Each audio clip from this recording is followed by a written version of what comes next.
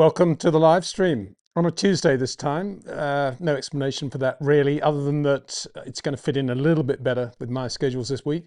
So I hope you can, hope this hasn't been too much of an inconvenience for you, those of you that might be used to having the stream on a Wednesday. But it is the Tuesday, and welcome wherever you are around the world. Whatever time zone you're in, welcome to the live stream. Join us on YouTube chat, of course. And even if you just want to listen or you're listening retrospectively, enjoy the show. So I usually start with a little bit of a monologue. It's always I quite enjoy these actually, because I've always found it quite difficult in the past, or sometimes found it difficult, to find a place to put some of my foibles, is that the right word? Probably. And things that come through the email, through the post in the old days, things that come to my attention through friends or whatever. So here we go. The first was this one. You got to see this in the context of I was always amused reading, as I was as a kid, the autobiography of Jim Clark and how he went to school. And I just couldn't imagine this guy that was driving the Lotus 25 and winning all these races actually went to school and was a kid. That's what you think when you're young, I guess. And he went to Loretto school. He went to some others as well, to Loretto, and played hockey and did some stuff. And there's some pictures of him doing that. And I always thought, I wonder what they think about him at Loretto. This is going back to the late, the 60s. What they think about him now as an ex-Loretto, whatever they call them, ex-Loretto boy, having won 2 world championships in the Indy 500, how they would actually address that situation. And with mates, I used to say, oh, well, the headmaster probably announced it at the, at the beginning of the new term or something like that. And then James Hunt was a funny guy, and he went to Wellington College, one of the big upmarket private schools in the UK. And indeed, Peter Hunt, who I knew very well, his elder brother, who was actually my accountant for quite a long time, said that they did actually, at the beginning of the new term in '77, they said, and now we'd like to make an announcement that Jay Hunt, formerly of Upper Sixth, won the Formula One World Drivers' Championship last year. So congratulations to Mr. Jay Hunt. And that's how it was announced at Wellington College. I always thought, yeah, that's pretty cool, isn't it? And then I got through the email last week in the inbox, an email from Millfield School, only because at one point I was thinking of sending Jack there, because I sort of did a search before we moved to Spain on all the schools in England, the best schools in England, if you're pretty good at golf, that would enhance that ability and had the best practice facilities and would do the most. And Millfield came up top as the best sports school in the UK. I actually didn't go there or send Jack there because it's in Somerset, which actually is a lovely part of the world. My mum and dad used to live fairly near there, but it's not a place that I would want to live in terms of what I was doing at the time.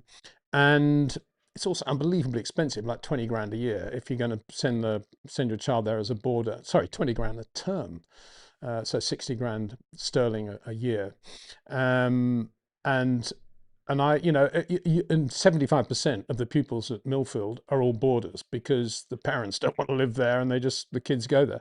Anyway, we get this thing from Millfield, and it was a bit like the James Hunt thing, because there it is. You'll see it now. There's the report on the senior debating competition, and then above it, former student Lando Norris crowned Formula One world champion. I think that's very cool, up there with the debating team. I mean, that's real fame and real success, isn't it? You know you've made it when you're next to the Millfield debating team. So congratulations to Lando and Millfield, and good luck to you all. The next thing that caught my attention, as it would, being an ex-Williams guy, was this press release from, I don't even know how to pronounce it, Atlassian Williams. Anthropic and Atlassian Williams team, announce multi-year partnership, naming Claude the team's official thinking partner. Now, I know what ultimately, I'm not an idiot, hopefully, in too many ways. And I know this basically means I've got an AI sponsor now. But I mean, what would Patrick Head, storming down the corridor as he frequently used to do towards Frank Williams's office in all those great days at Didcot when we were conquering the world, what would he think if Frank had announced Claude as Williams' official thinking partner at that time? If he's our official thinking partner, Frank, Ask him why we didn't win the last race, or whatever. I'm sure we could all come up with a lot of good questions to ask Claude, the new Williams thinking partner. By the way, I should say I've got an official thinking partner as well. He's called Dexter, and he's my dog, and he's actually very bright. And I'm sure he does a much better job than Claude. But anyway, getting back to the point, I wonder what Claude would say if you asked him, or is it her? It's with an E. I guess I don't know. Asexual, is it? Anyway, if you ask Claude, would it be a good idea to miss the shakedown for the new regulations at Barcelona? Wonder what Claude presumably said. Yeah, no problem, no worries. Or do you think we need to take a spare monocoque to the Australian Grand Prix? It's a long way away and it's extra freight and it means a massive job getting it ready. Do you think we need one? Claude presumably then would say, well, no, but probably not, no. And so it goes on. Obviously, I'm being facetious and I shouldn't be too unkind because I know most of the Formula One teams have all got these AI sponsors now. Quite what they actually do, I'm interested to know. And of course, we'll never know because the reality is they probably do a very good job right down at the nitty-gritty granular level of engineering and design. And of course, the teams will never talk about that because it's secret. So all they can do is talk about this thing about Claude will help the team strategists and engineers to support how the team thinks, plans, and performs across race strategy, car development, and operations, whatever that means. Under that heading, I think a reasonable question you could ask an AI partner would be, do you think it's a good idea always to be accurate when speaking on behalf of our sponsors, or indeed speaking on behalf of ourselves? Is accuracy important? And presumably in this case, Claude has said, nah, accuracy is not that important. Don't worry about it. Because, and I say that, and there's method to my madness. Look at this next press release, just in this morning from Williams, announcing their new partnership with Barclays. And it says, this is Barclays' first ever partnership in Formula One, complementing its leading sports partnership, blah, blah, blah, blah. And presumably Claude's had a role in this, I would imagine. Why wouldn't he or she? And completely and utterly inaccurate, because there's Guy Edwards in a Formula One Embassy Hill with Barclays on the side. So how can they possibly say that this is Barclays' first ever partnership in Formula One? I think that is absolutely appalling. For a team at that level to make an error of that import is ridiculous, particularly on behalf of a bank like Barclays, which we all know is a serious bank. And I think it's also a disservice to Guy Edwards, who brought a lot of sponsors into Formula One, but that's, be that as it may. But Guy was actually behind the scenes played a huge role in the success of the Williams Formula One team in the 1980s. How? He brought ICI, a major sponsor, to Williams with Keke Rosberg, and ICI sat on the Williams for a lot of those race winning and championship years in the 1980s. And I think for Williams not to know that, to have no respect for Guy Edwards' role in it. I mean, why didn't they say in the announcement, this brings back the Barclays name into Formula One, brought in by Guy Edwards, who played an important role in the history of Williams, and was so pleased that we can continue this relationship through Barclays, whatever. It would have been a nice way of doing it if somebody had actually had any sort of feel for the sport and the history of the sport. But I think, they're blagging on about AI and how accurate they're going to be and everything else. And then this comes out with this massively stupid comment, Barclays' first ever partnership in Formula One. So anyway, got that off my chest. What else? The final round of the hotly contested Oceania Castrol Toyota, whatever you want to call it, championship in New Zealand. Very, very competitive. A lot of good up and coming drivers there. Ugo Chukwu, who's very, very good, recently fired by the McLaren Academy, Formula One Academy. So that shows how good he is. And I don't mean that cynically. I mean, it seems to be a pattern now. Get away from all the Formula One academies and you immediately do well. Or don't go with them in the first place and you'll do well. He won one of the final rounds at Highlands and won the championship, 326 points to Freddie Slater's 310. Freddie Slater very quick too, obviously. Zach Skula won, New Zealand, a young Kiwi who was Rookie of the Year last year in this series, won the New Zealand Grand Prix, which is the sort of, the big event of the entire championship, the last round at Highlands. So a very good championship all in all. The only sad thing was, well, sad, worrying thing, I guess is a better word, was that Kalle Rovanperä, who we've talked about a lot now, double world rally champion, who's now taking a massive leap into single seaters with Formula One as a goal, with Toyota behind him, managing everything he does. And this year he's going to do Super Formula in Japan. So I mean, it's a big, big jump for him. He had a very good race at Tonga, or a couple of races at Tonga in the wet, and got a podium finish. But then going into this last round, got ill before the first race, and then withdrew from the others and didn't drive at all. Now this is on the back of Kalle getting a dizzy attack in the Super Formula test at Suzuka before this whole Oceania Championship back end of last year. And so, I don't know, question marks coming up about the whole fitness capability of Kalle. I mean, you'd have to imagine that a guy that's traveled the world as he has, different time zones, different climates, is as fit as anybody out there when it comes to motor racing. But it's very odd, isn't it, that he's had two major illness dramas now. And so we'll have to see what happens there. The only thing I'd say is that with rallying, I think I may be wrong here, but I think there's a bit more time to adjust. You can get out, you do the recce's, you do this, I'm talking about if you go into foreign countries, and everything's a little bit more, I'm not saying it's tranquil in any way. It's not, it's frenetic, but there's a little bit more time to make everything work, I guess, is what I'm trying to say. And I think in motor racing, it's everything is very, very compressed. Having said that, I can't imagine a healthier country in which to be based for a month or so than New Zealand.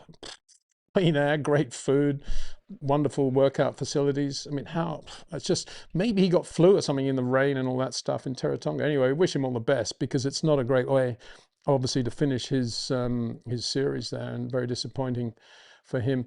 Just on that subject though of Japan Super Formula, it'd be interesting to see what he does, because in terms of where he lives, because my advice would be for him to base himself in Japan, partly to just embed himself in the team and the whole ethos of Super Formula and get to know everybody, pick up a bit of Japanese maybe. He seems to be very good on languages. And the other point, of course, is that commuting, presumably from Finland or Europe, anywhere in Europe, is absolutely hellish if you're racing in Japan. And particularly if you're trying to be really fit, because if you're trying to be really fit, you're really on the razor's edge of, anything can just throw you off. And that's what happens if you try to do that. And I speak from experience with friends who've tried to commute to Super Formula races from Europe. Inevitably, at some point of the year, they've got ill because of the time change, because of everything else that's going on. And so I just hope he lives in Japan and Toyota have that under control and persuade him to do that. I don't know where they're at with that. Anyway, there we go. Said all that. Let's get into the questions now and see what you would like to talk about. And let's have a look now. Here we go. First one is from Ronnie Way. Hi, Peter. As always, your views are refreshing. Thank you very much. Do you think drivers who are training a lot in sims will adapt to this 50-50 petrol-electric split? Will it be an advantage for them, for example, like Max? No, I don't think. I mean, every driver, Max right down to whoever at the back of the grid, every driver is going to be doing a lot of sim work on these cars, because there are so many new tools on the steering wheel. And the only way really to get on top of that is with a sim, and just take your time. This is what you're going to do. How are we going to operate? No, I don't like the button here. Move it there. And so there'll be a lot of that going on. Everybody will be doing that. In terms of the idiosyncrasies of the cars and how to drive them, how to get the power on, when to use the power, how to use the active arrow, if you can afford to have the wing flat, maybe a little bit earlier, all those things. I don't believe the sim will help at all in any of that. And regardless of how good the sim is, all of that will be down to what's actually going to happen on the racetrack. And it'll be down to feel and touch and anticipation and manipulation and all the things that we always talk about. So if you like, all the mechanical elements of the new 26 championship, yes, sims will do a brilliant job. Maybe even AI. Talk to Claude. This is Carlos Sainz here. Claude, why is Albon 0.1 quicker than me? We don't know. Go quicker. This is our answer. We've researched it. No, but seriously, it will come down to feel. And as we say, every corner of every lap is different. Everything is changing. The ambient temperature is changing. The wind is changing. The track surface is changing in some way. The way the driver hits the brakes is slightly different to the lap before. The heat going through into the brakes is slightly different. The way the driver's putting the power on is slightly different. Everything is slightly different. And if you multiply that by the speed at which they're traveling, it's different every corner. So if you try to put any sort of template over a lap in a new car, yeah, you'll be whatever, zero point 0.3 within a decent time. But it's the last couple of tenths of a second that we're talking about always. And that is always touch and feel. And it will be more, I think, probably more touch and feel in 26 than in the past, because I think the whole aero package of the car is a bit more manageable in terms of a driver using the front and the rear. There's more, in theory, there's more available torque, which is always a good thing in terms of balancing the car. And you've got the whole active aero thing to play around with. Who's I don't know how far that's going to go, but is it going to be who's going to blink first in terms of actually try to get through a little kink without any wing on the car? We'll see how that goes. I say I saw into Cameron yesterday. I think turn 9 at Bahrain, the fast kink will be an interesting one in terms of where they're at with active aero. So anyway, good question. Thank you very much indeed for that. Second one. Kosayava. Hi, Peter. What are your thoughts on Jenson Button joining Aston Martin as a team ambassador? Personally, I don't really understand why he would choose Aston. Well, I think he's choosing Aston because it's potentially a winning team, and there's presumably a lot of money there. So I don't think it's very difficult to understand why he's going there. And he's got Fernando Alonso as a driver, who's very quick, and he's got Adrian Newey as the technical director stroke team principal, and he's got Honda as the engine people to play around with. So yeah, a perfect choice, I think. I was saying to Cameron yesterday, because a lot of people are saying, how can Adrian Newey take on the role of being a team principal as well as being the technical director? And I said, well, it's very easy, because what he doesn't want is anybody telling him what to do. So in order to do that, he's got to be at the top of the tree. But team principal is, I think, a very old-fashioned, stupid name. And it's all about ego, and I'm the principal of the team, and nobody can be more important than me, and I am the star figure of this outfit. It's not that, of course. And every race team is a combination of great talents. And Adrian Newey's talent, quite clearly, is equal proportions race engineer on the pit wall, running a car, and be managing a car, creating a car, designing a car. And that includes the power unit as well, and the drivetrain. But what he doesn't really want to get involved with are press releases, press conferences, interviews, dealing with sponsors, having to deal with shareholders, all that rubbish. He's not interested in any of that. But in order to have the control that he needs in order to do the car the way he wants and run the team the way he wants, the race team that is, he has to take on this position of being at the top. And he doesn't care about titles. Adrian's not interested in titles at all. He'd be quite happy to be called team manager, I suspect. But what he's clever enough to be able to understand is that there are a lot of things, he doesn't do very well, like interviews and all this stuff. And he'll get good people to do that. And who's a good guy to do lots of stuff with the media, give them lots of quotes that they all love, they'll all rush. Oh, Jenson Button. Yeah, all love Jenson, ex-world champion. He's been in the movie. Jenson's a great guy to have. He'll be perfect face. And so he's doing the job. When you see Toto Wolff doing all these interviews and posing for all these pictures and stuff he does, that'll be Jenson now. So Adrian can get on and do the car. That's a perfect guy, because Jenson's going to have no impact on anything the team actually does.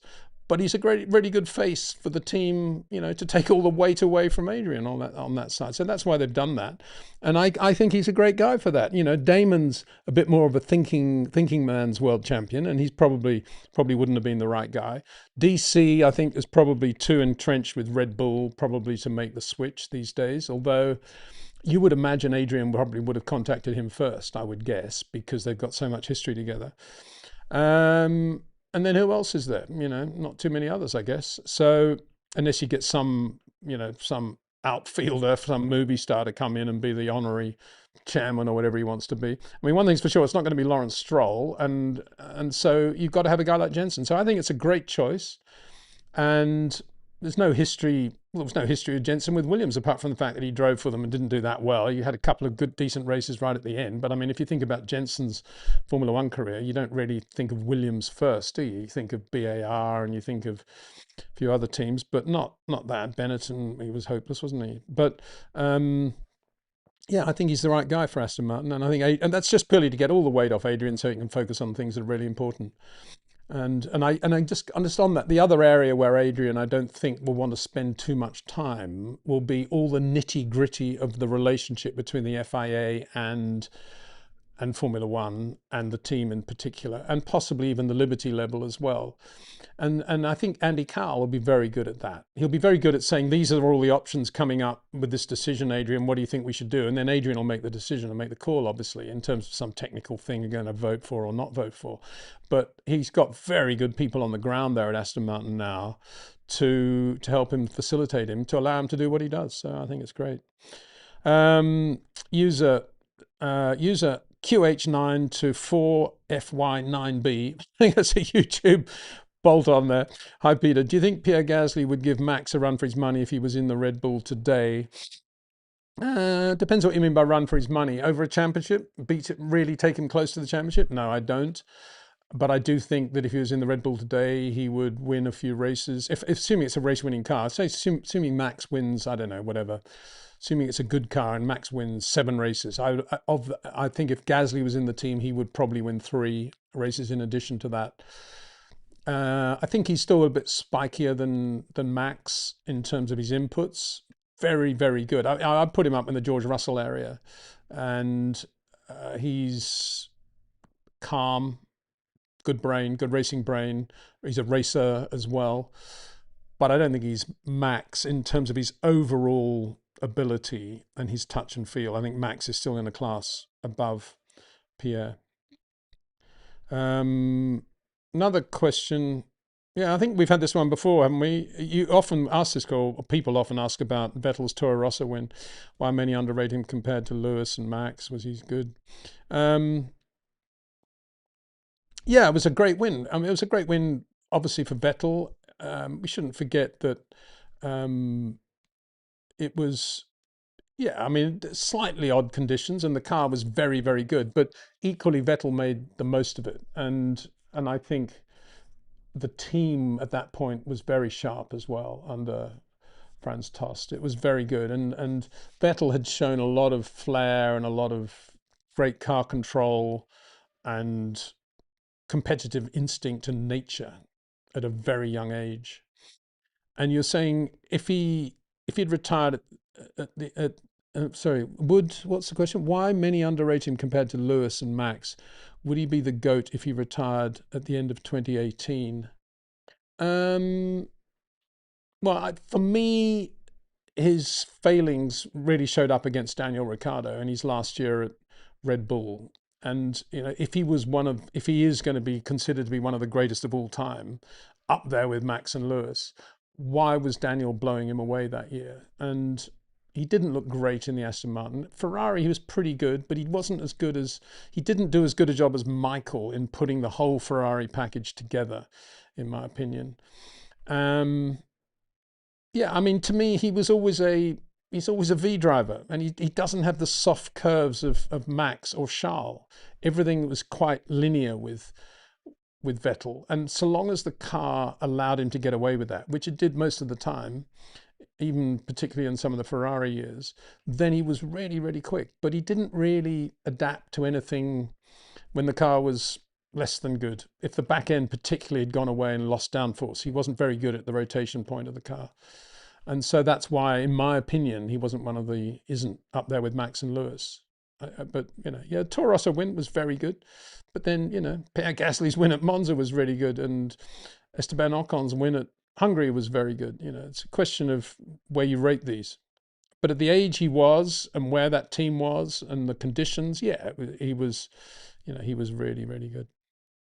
Another one, this is your second question, and then I think it's like T20 cricket now, isn't it? 2 wickets only, 2 balls only, 2 runs, whatever. Red Bull never seems to have any operational procedural issues. What makes Red Bull so efficient? And now they've gone through significant personnel changes. Will it be the same if Max leaves?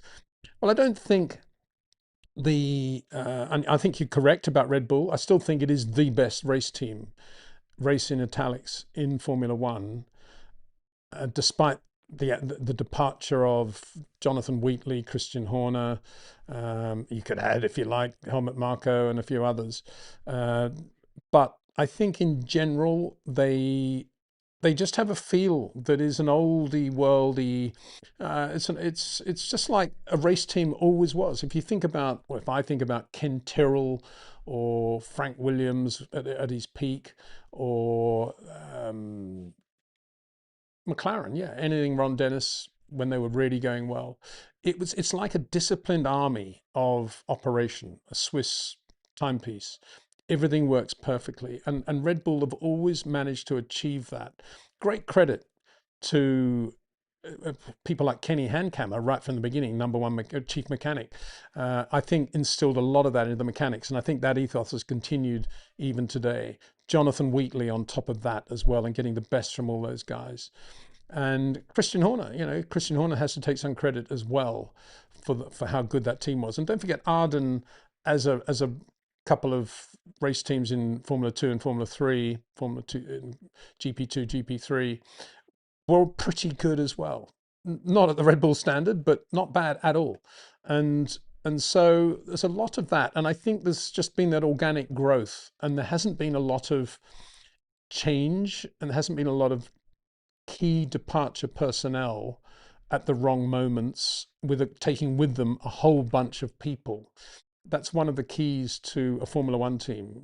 Mechanics, really, you want the mechanics to stay with you forever if they're good mechanics, and they engender other good mechanics.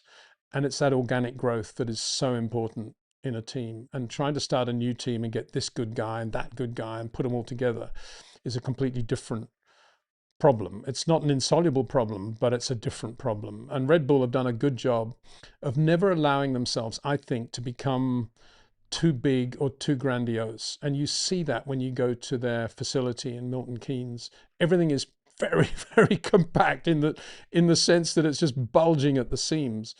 But yeah, that's what a race team is. It's not about a huge lake, and it's not about the boulevard. Yeah, McLaren are doing really well now, but that's not what Formula One is all about. And if you want to be resilient over the years, it's keeping things a little bit urban and raw, and the cold English winter, and all that stuff adds up to a team that is very strong. And to me, Red Bull is that. I mean, Williams, I hope I can say hand on heart, Williams, I think, were very much like that. I think they're a completely different team now. And obviously that's due to all the different management systems they've had and decisions that were made, not good decisions either. So I think that's part of it. And Red Bull, for me, I think Adrian should take a lot of credit too for the way that they think at Red Bull, and that's still continuing today. It's still early days, really, to see whether Laurent Mekies can keep all that going. But I suspect he can. He seems to be a very bright guy, and he seems to be good with people, and he seems to be able to understand that they've got something there that's very special, that is unique, and that needs to be protected. And so far, so good, I'd say. Um, Abhishek Ranjan, sorry, Abhishek Ranjan. Thank you. Peter, your views on your friend Carlitos winning the Australian Open, beating Novak, and how much do you follow tennis? Yeah, I followed it quite a lot. And yeah, I mean, I was WhatsApping my sister in Australia who was saying, oh, it's going to be a great final, all the rest of it. But for me, it was always going to be a walkover. And it wasn't a walkover, but then, predicting 4-1 was not difficult. Yeah, Carlitos, just a great guy. I don't know him. I mean, I can't say he's a friend at all, but I do see him around, and he does play golf at my local club, and he lives very near me, and he's yeah, he's just a great unaffected guy, a little bit like Roger Federer in his own way, I think, just totally able to come back to the real world with his family and his relatively small house, and live a normal life without it getting away from him. And that's one of the reasons he's doing so well. I think he's just a lovely, sweet guy. And I've got a lot of time for Novak Djokovic, not necessarily for all the things he's done politically, but I think the way his single-minded approach. Somebody asked me last week, I think, who the tennis equivalent of Max was, and I did say Novak, because I think he's very, very natural, but he applies a very scientific approach to his natural ability and to get the best from it. And doesn't, again, hasn't allowed his success to get on top of him and to take away his competitive instinct. So yeah, at the age he is, I mean, he's unbelievably good, isn't he? Really good. I mean, does this mean we're all going to have to start becoming vegan? I don't know. I hope not. Um, so, second question from you. Would love to know your GOAT among the Roger, Rafa, Novak, and why you prefer one over the other. Who would be your Nigel Mansell in tennis terms, Peter? Well, I was always a Bjorn Borg man when I was a bit younger.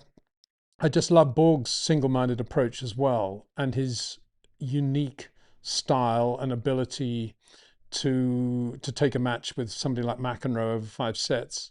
So yeah, he would be one of my great players.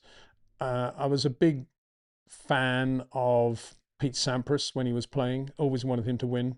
And as I said, to me, he was a sort of Jackie Stewart of tennis. He had this lovely all-round ability, and everything looked so natural with Pete, and he made it look so simple. Um, but yeah, today, I'd go with Carlitos, and before that, I was always rooting for Rafa because I love baseline players, to be honest. I'm a little bit sad at the way tennis has gone away from baseliners and serve and volleyers. And today, you can't really just be a baseliner, can you? But I always loved boring baseline players. You know, when it was the days of Harold Solomon, Eddie Dibbs, I used to love watching those matches. I think I was the only guy in the grandstand that did. But I love that thing when it was sort of 50-stroke rally and who would break first. I always loved that sort of contest rather than the smash and bang. Just on that, I remember talking to Patrick Tambay once, I think it was in Austria, in the back of the Ferrari motorhome, and we were talking about tennis. Well, I was actually talking to him about the car, and he was saying, oh, through the change of direction when they just before they go down the hill, he's saying the car is just absolutely brilliant. I just love that bit of road. He was always quite, vivacious, Patrick. And then he said, it reminds me, it's exactly the same feeling you get when you've just done a great serve and you're running to the net and your hair's blowing back and you know you've got the volley. What a great feeling. It's exactly the same feeling. I thought, wow, that's a great analogy. And I've never forgotten Patrick saying that. Zabe Shodogal. Mr. Peter, how can I watch seasons from the 60s or 70s? Is it even possible? And if not, what can I do other than that to experience that era? Also, I think McLaren will have a good car for 26. Yeah, McLaren. Where are we? That way. Yeah, there you go. That's the McLaren. I got it up there.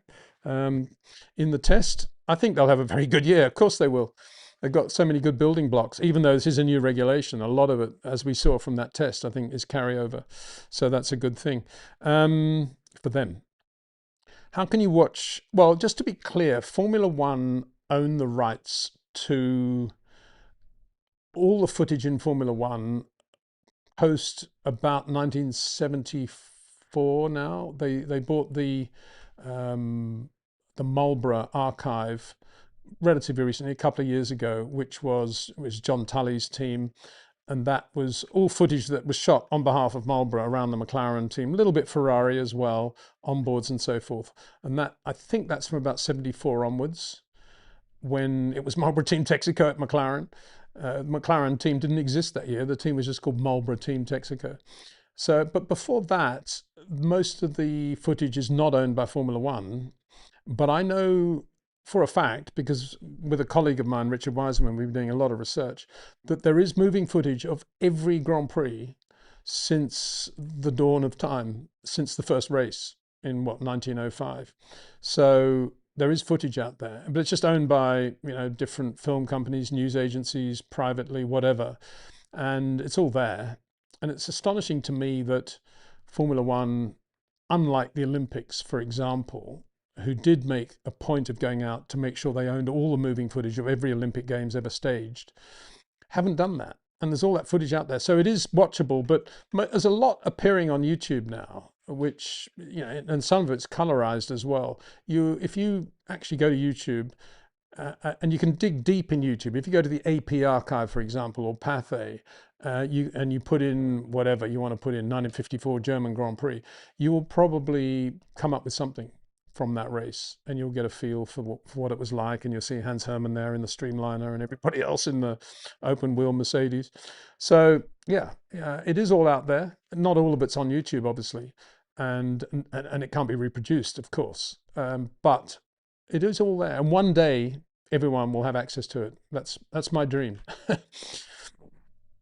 Consequences of living. Kudos, Mr. Windsor. You're among the few to warn us against Mercedes only PU hype, and the only one to believe in Red Bull powertrains. The only one. Well, I hope I've got a few believers at Red Bull powertrains who believed as well. Turns out Ferrari peak at 350 kilometers an hour, Merc at 347, Red Bull at 345 are all neck to neck. Well, let's wait and see in Bahrain before we really get too carried away by that. As I say, as I said yesterday, that was a shakedown. It wasn't a test. And if you were really pushing the car to the absolute limit in terms of top speed in your shakedown, I don't think you were being very sensible. So we'll see what happens in the Bahrain test. There's some good straights in Bahrain, and presumably we'll get quite a lot of telemetry from there. I would imagine we will, and we can make a decision then. But yeah, no, for me, it was always going to be folly to rule out Red Bull powertrain, and because of the good people there and the great job they've done with Honda over the years, and Phil Prue I've always had a lot of time for. And equally, I don't see you mentioning Honda there, but I think Honda will still be right up there and do a very good job. They'll do a good enough job to complement the Adrian Newey chassis, let's put it that way. Again, from Consequences of Living, thanks. It looks like everybody is limiting to 2 now, so thank you very much, those that are adhering to the request. Consequence of Living says, I have an engineering friend at Ferrari and they believe the game will be won or lost on energy recovery efficiency, not PU power. Fred finally seems to be getting things in line. This could finally be Charles Leclerc's time. Okay, well, let's see if that's proven to be correct. I mean, if it is about engine recovery rather than sheer power, then that's quite good news for everybody, isn't it, really? Because in theory, engine recovery shouldn't be that difficult for everybody to master. That's famous last words, but yeah, I hear what you say. As it happens, I've actually got also a couple of contacts at Ferrari, one of them deep in at Ferrari, and he tells me that things aren't as good as people are suspecting at the moment. But anyway, that's, again, very early days, and let's see what happens here going forward.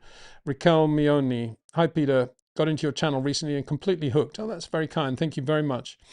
Do you have any insights on what decision making led to Williams losing touch to the top teams all of a sudden in '98? Thank you. Well, yeah, a lot of poor decisions.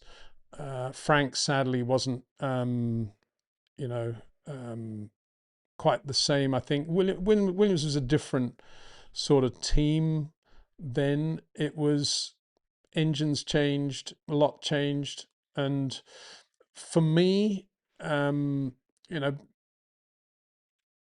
it grew too quickly in some ways. I think Williams were, as I was describing the team earlier, the Red Bull team, everything was organic, and I think it was less organic at that stage in terms of how it was operating and how things were going. I think, you know, the whole Damon Hill departure was not good, and that was mainly Damon, in my opinion. I mean, he was very, very quick and did an excellent job. He grew up basically with that genre of car, and he basically priced himself out of his Williams contract. I mean, Frank offered him, I think he was under contract and it was an option, and it was still a lot of money compared with where Damon had been 4 or 5 years before, but it was a small amount of money compared with what everybody thought Michael was earning at the time. And I don't know, I think just Damon was poorly advised, and he listened to the poor advice. That's the strange thing. And he left, and I think that was obviously quite a big shock to everybody, and that has some sort of impact on the way a team thinks and operates. And Jacques Villeneuve was never really a part of the whole Williams thing. He was there with Jacques Villeneuve and Craig Pollock, and everything was done his way, and it was just, I don't know, the whole Williams thing went away. You know, if you think about the relationship between, say, Nigel and Patrick and Frank, as as messy as it was actually very tight. But I don't think it was ever like that with Jacques. And yeah, and then they went, went away, the whole Ralph Schumacher thing. And I mean, Frank never really believed in Ralph and didn't really offer him a proper contract and hired him and gave himself lots of outs if he wanted to. And then when he realized that BMW would want Ralph in the car, he then had to pay Ralph much more than he should have. And I think at that point, Frank also invested quite a lot of money in Qatar as well. I think it was around that time and that money went to. So I think there was quite a lot of poor decision making. I don't want to speak too much about it because it pains me really, because it shouldn't have gone that way. But it did. So yeah, it was a bit of a strange time. And it's just a shame that, I mean, it's just an example that things can't continue forever. Look at Red Bull. You wondered in the Vettel era. You thought, well, how's this ever going to change? He's just going to win every race forevermore. And of course, it did change. The regulations changed for a start. And the same with Williams. Engine manufacturers come and go.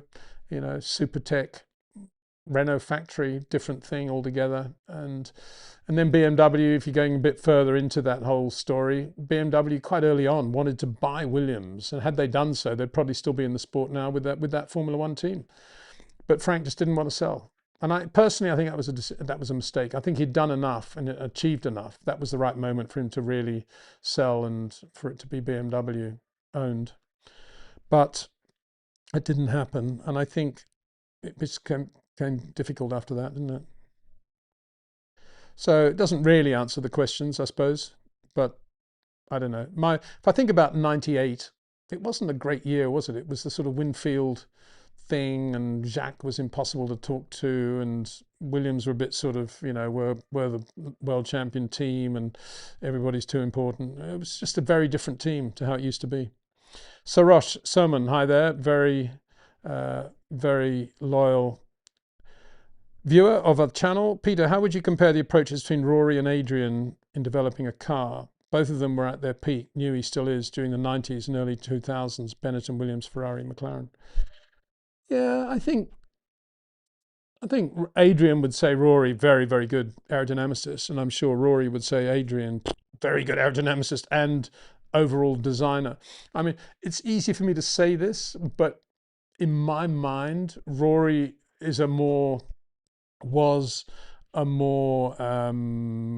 the word, functional designer than Adrian, who was almost part artist, part engineer, whereas Rory was pretty functional in everything that he did, and it worked usually and was very good.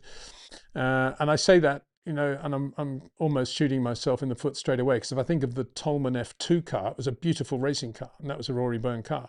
So yeah, okay, Peter, take 2 steps back on that one. But I think, Adrian has never really created an ugly car, has he? I'm not sure the original Tolman Hearts were beautiful Formula One cars. But that doesn't really answer the question. I just think Adrian has a feel for the complete car. And I still believe and think that only 2 engineers capable of designing very good chassis in the history of the sport, well, 3 probably, if you include Colin Chapman, could actually do an engine as well. And I think it'd be Adrian and Patrick Head would be the 3 that I would choose. Maybe Gordon Murray. I don't think Gordon quite at the level of Adrian and Patrick when it came to engine design.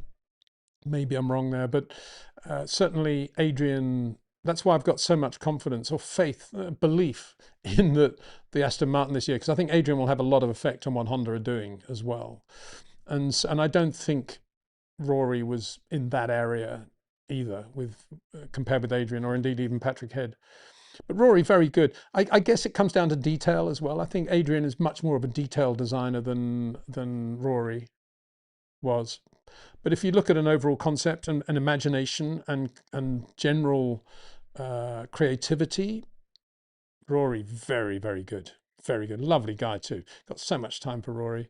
A very simple, easy to talk to guy. Simple's the wrong word. Straightforward, easy to talk to. And did work wonders with Alex Hawkridge when he got very ill. Went out to Thailand, where Rory was based at the time, and Rory did a lot of good holistic medicine stuff, and Alex was magically a lot better. So very good. O1 Drew, Isaac Hajar in the interview says, hey, these cars are more predictable, full of confidence. Next day he smashes it. Yuki forgot to tell him the second Red Bull is a wild bull, not a regular farm bull.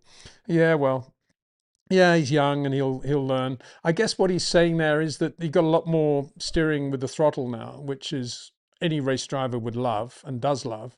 But of course, the downside of that is that it can get away from you if conditions change, the tires aren't up to temperature, whatever it is, whatever excuse you want to bring into it. There's another way they're going to go off now. But it's good. It's good to hear that the drivers think that the right foot can do a little bit more in terms of balancing the car. And that's very good news for guys like Max Verstappen and Charles Leclerc. O1 Drew. Charles Leclerc has had 27 pole positions in Formula One and he has converted these into 5 wins. That's like 18 or 19% conversion rate. 8 years in Formula One, something of. Charlie can't only blame Ferrari. I think he can. I think he can only blame Ferrari because what he's saying there, with those stats to me say Charles Leclerc is unbelievably quick, but look at the race car that he always had to have on Sunday. You know, he could get 1 lap out of it on a decent set of tires, and look how well he did that. He did that 27 times, if not more. Not necessarily resulting in a pole, but look how bad the car was in terms of its ability to remain well balanced and look after its tires. And that's all that stat says to me. And I don't think that's one of the, I think, you know, you can relate stats like that to other sports, you know, whatever it is, where the athlete's almost in complete control of what he's doing, but not in motor racing when you have so many factors on race day that come into play. That all that stat says to me is how quick Charles Leclerc is, even if he's in a bad car. Zavish Dagal again. I think it's probably your last question. And Sarosh is coming up. I think it's not hopefully, but I think it's got to be yours last. Peter, a person named Oscar Plada is making very beautiful maps in your community. I don't know if you've seen any of them, but they're great. Just messaged again to say this, no question. Oh, okay. Well, you're allowed to pass on that one. And thank you very much indeed for that info. I'll make a note of that and we'll have a look at those. Oscar Plada. Beautiful maps. Love beautiful maps. And I grew up actually with Ordnance Survey maps, which my dad used to love, looking at tiny paths everywhere. My son actually's kind of adopted that as well, although he does it, of course, on all the internet. And he loves, when he was particularly in the UK, loves looking at obscure railway crossings in the middle of nowhere and finding the little path that gets you to the railway crossing, which I got into as well. I loved it. So a lot of the countryside doing that. But anyway, thank you for that, the maps. And I did actually use Ordnance Survey maps to great effect when I was in my 1 or 2 years in the army, my last couple of years at school, in the quick decision exercises that took place over 4 days at Singleton in Australia at night. And we did pretty well as a platoon. So there you go. Sarosh Soman, again, Peter, as you mentioned in the chat with Cameron, for me it will be fascinating to see how Max, Leclerc, maybe George use the DRS before corner entry. Would they keep the DRS open in Maggots, Beckett's? I don't think they will in the middle of to me, it's more the corner exit rather than entry. And because my feeling, and it may be too simplistic, is that because guys like Max and Charles have a lot of their pace because of the way they perfectly rotate the car at the right moment and get the car pretty load free earlier. Now that's one of the benefits of a short corner, that you've got most of the lateral load out of the car by the time you finish the rotation, and you're basically pointing in a straight line. Obviously not completely, but pretty much so. That is the moment when they might be able to take out some of the DRS, take out some of the wing, where other people with longer corners are still, you know, still got a lot of lateral load and they still need to have a bit more downforce. That's when it'll come in. I don't think it'll come in on the entry to corners so much, but I think at that moment from rotation onwards, it'll be fascinating to see if indeed we do get to see that sort of detail. I'm still doubtful that we're going to see that sort of detail, but we might see it in freeze frames or something like that, but we'll have to wait and see. But no, I think in the middle of going into Beckett's, yeah, no, they'll have downforce there. But again, coming out of that last part of Beckett's, you know, but the rotation, because it's really, what is it? It's the last corner's a right, isn't it? So it's a left and right. So it's how they come out of that left, really, that sets them up for the rotation of the right, how quickly they'll be able to get out of it there. That will be the interesting one. Right, just refresh the box here.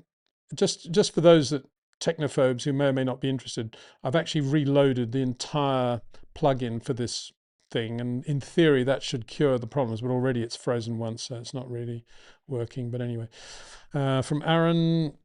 From Aaron. Hi Peter, a bit of a random question. Do you have any anecdotes of Formula One drivers trying to drive a car on two wheels?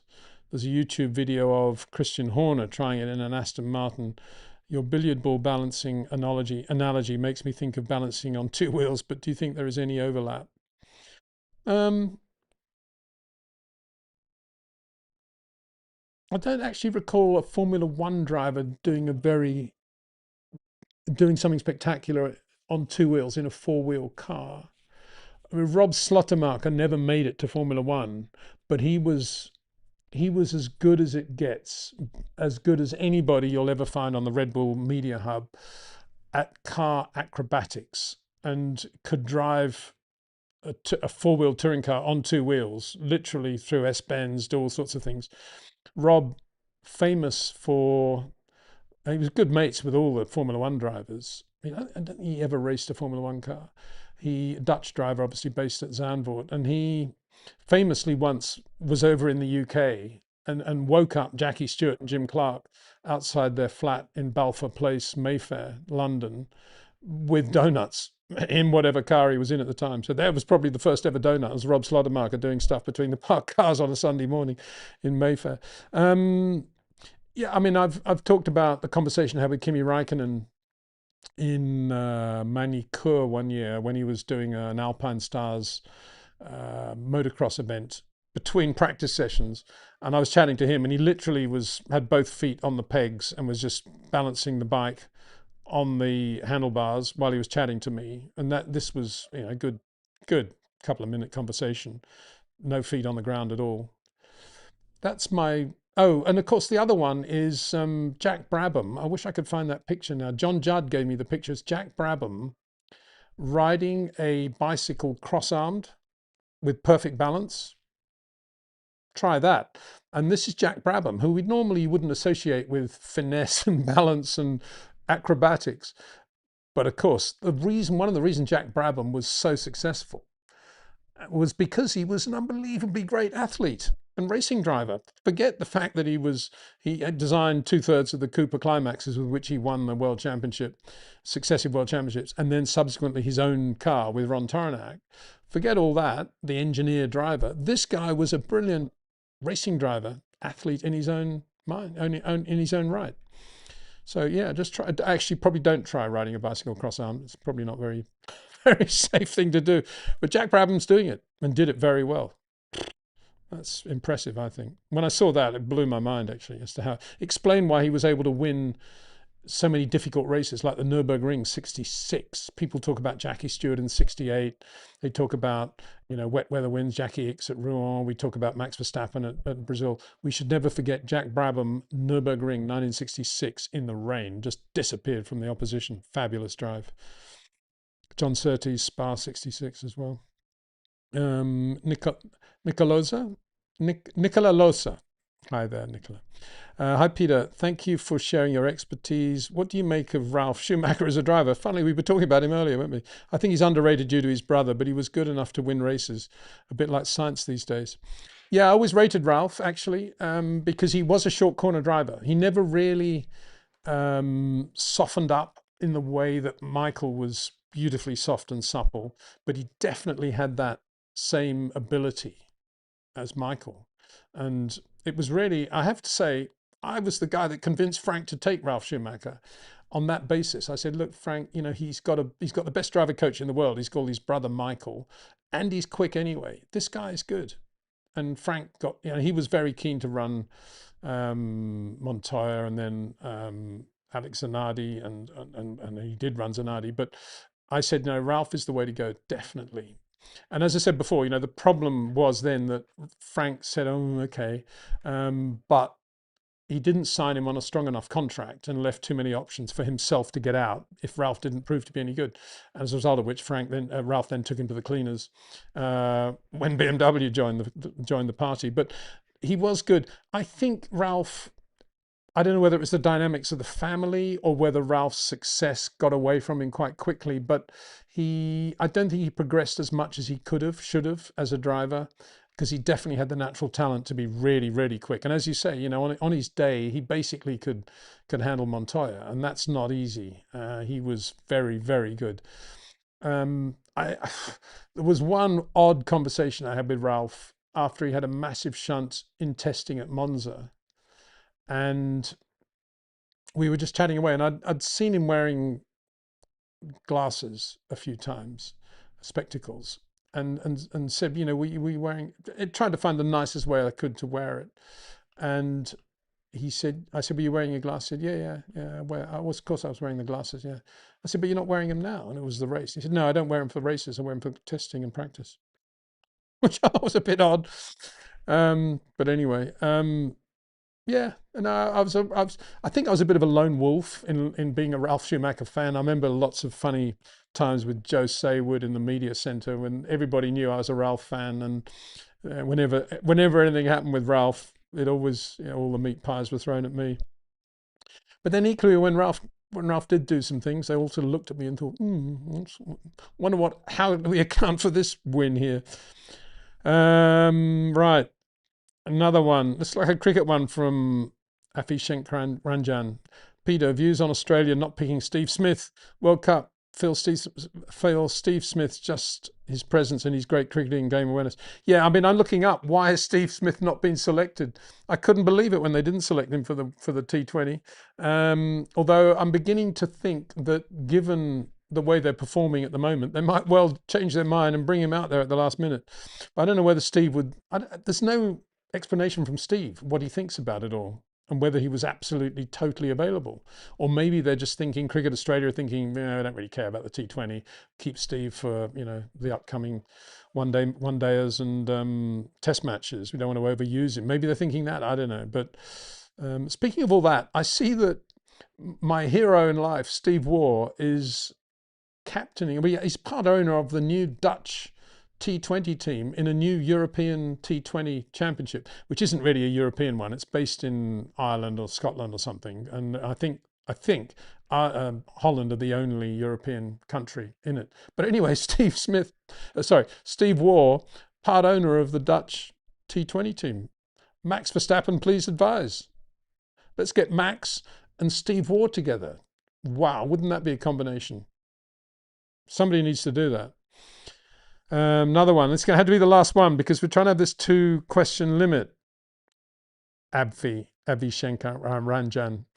Russell and Fernando challenging Max for the title would be the most exciting thing, as they are equally aggressive like Max and would not give an inch, and street smart in playing the rules like Max. Well, I think you can add Charles Leclerc into that as well, as drivers who don't give an inch. If you throw Charles in there with Russell and Fernando and Max, bit of Oscar Piastri too for dessert, not bad. Yeah, I think you'd have some fireworks there, wouldn't you? Be a good thing.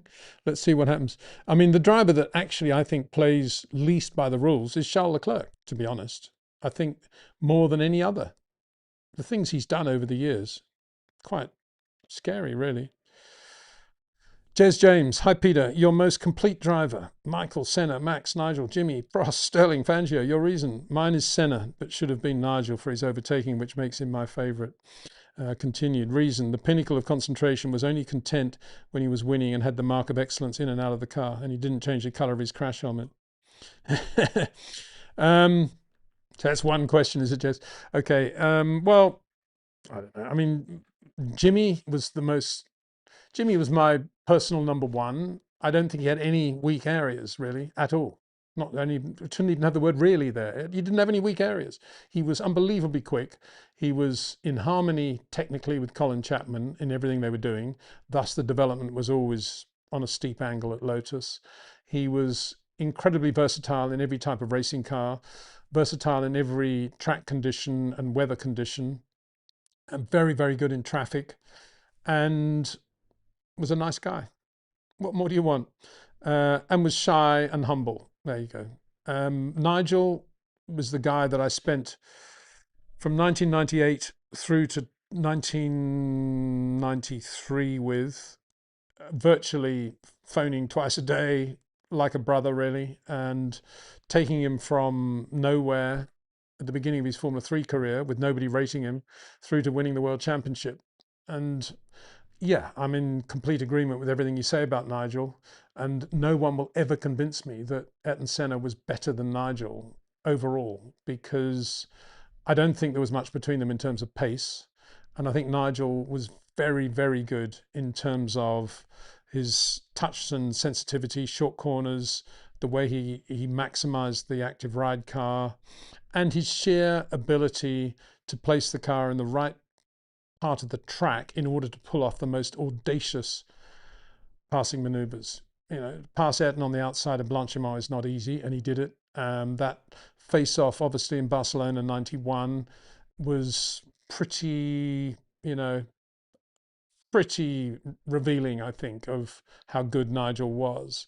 And many drivers in that situation, with Ayrton there braking absolutely as late as it's physically possible to brake without destabilizing the car, and you're on the inside there, and this is Ayrton Senna, and he did it, was that was Nigel. And then I think his greatest pass was over Berger in the 1990 Mexican Grand Prix through Piratella, the last corner on the outside.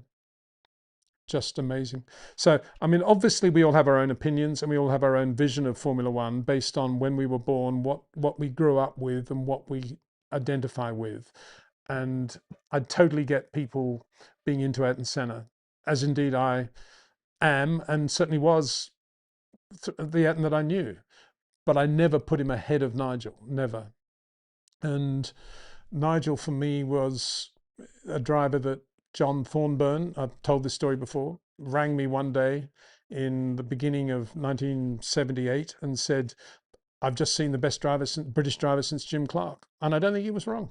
Nigel was that good. It just took everybody so long to realize that. And a lot of people still today would never concede that. Jim Clark, Nigel Mansell. I'd put Carlos Reutemann in there as well. It's a personal thing. I think Carlos was absolutely brilliant in so many ways. Obviously had a few shortcomings, but yeah. Anyway, we can talk about that sort of thing for hours. No, days, weeks, months, probably. Jez, last question from James, I think. Recently saw the Formula One movie. Hate to be negative, but what a load of tosh. Sorry, such a shame as they had so much at their disposal. A bit like the latest Top Gun, Maverick. No real story or real characters, just focused on flying the planes. The original Top Gun '86 was a masterpiece. Well, Anthony Edwards would be very pleased to hear that. Another of my buddies. He played Goose in that '86 Top Gun, and he's a big Frank Williams fan. That's how I know Ant, and he put a lot into that movie, and very pleased to hear that. Frank loved Top Gun in '86 as well. It was Frank's greatest movie Frank had ever seen. Yeah, well, hasn't the Formula One movie just got an Academy nomination or something? What's that all about? Oh, mind you, Melania's got bound to get Academy accommodation thingo as well, isn't it? So Jez says, final question. As was the movie Senna and Grand Prix, the movie TD 3D Closer to the Edge is also worth a watch. Very well put together. That's the 2010 TD Tourist Trophy. So there you go. So Tony Woodstra says, good morning to you all. River J. Riv says, hi Peter, what do you make of Ocon's comments that this year's cars lose a lot of downforce when following based on his experience in Spain, and also that he thinks it'd be very difficult to pass? Yeah, I think I think those comments are totally predictable, and that's what will be the case, because this time they haven't spent any time thinking about overtaking. They've just said, well, forget about all that. It's all too difficult. We'll go for something else now. And yeah, I think they were all hoping, the rule makers that is, that along the way the cars would still be relatively easy to drive behind another car and would be relatively easy for overtaking, but they're thinking, well, they're a little bit smaller, so that'll help the overtaking thing. It was all a bit sort of wishy-washy in my view.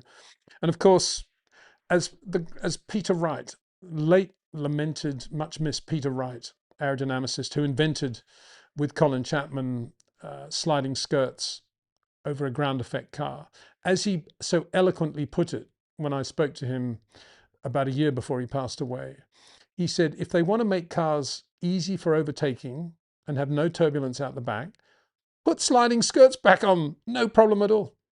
And that's the solution. But because Formula One won't do that, because they think, oh, it'll make the cars too quick in some parts of the corner and slow in others, and it's a big problem for the track, and it's going backwards engineering wise, and they look a bit stupid, or whatever they're thinking. I've no idea what they're thinking.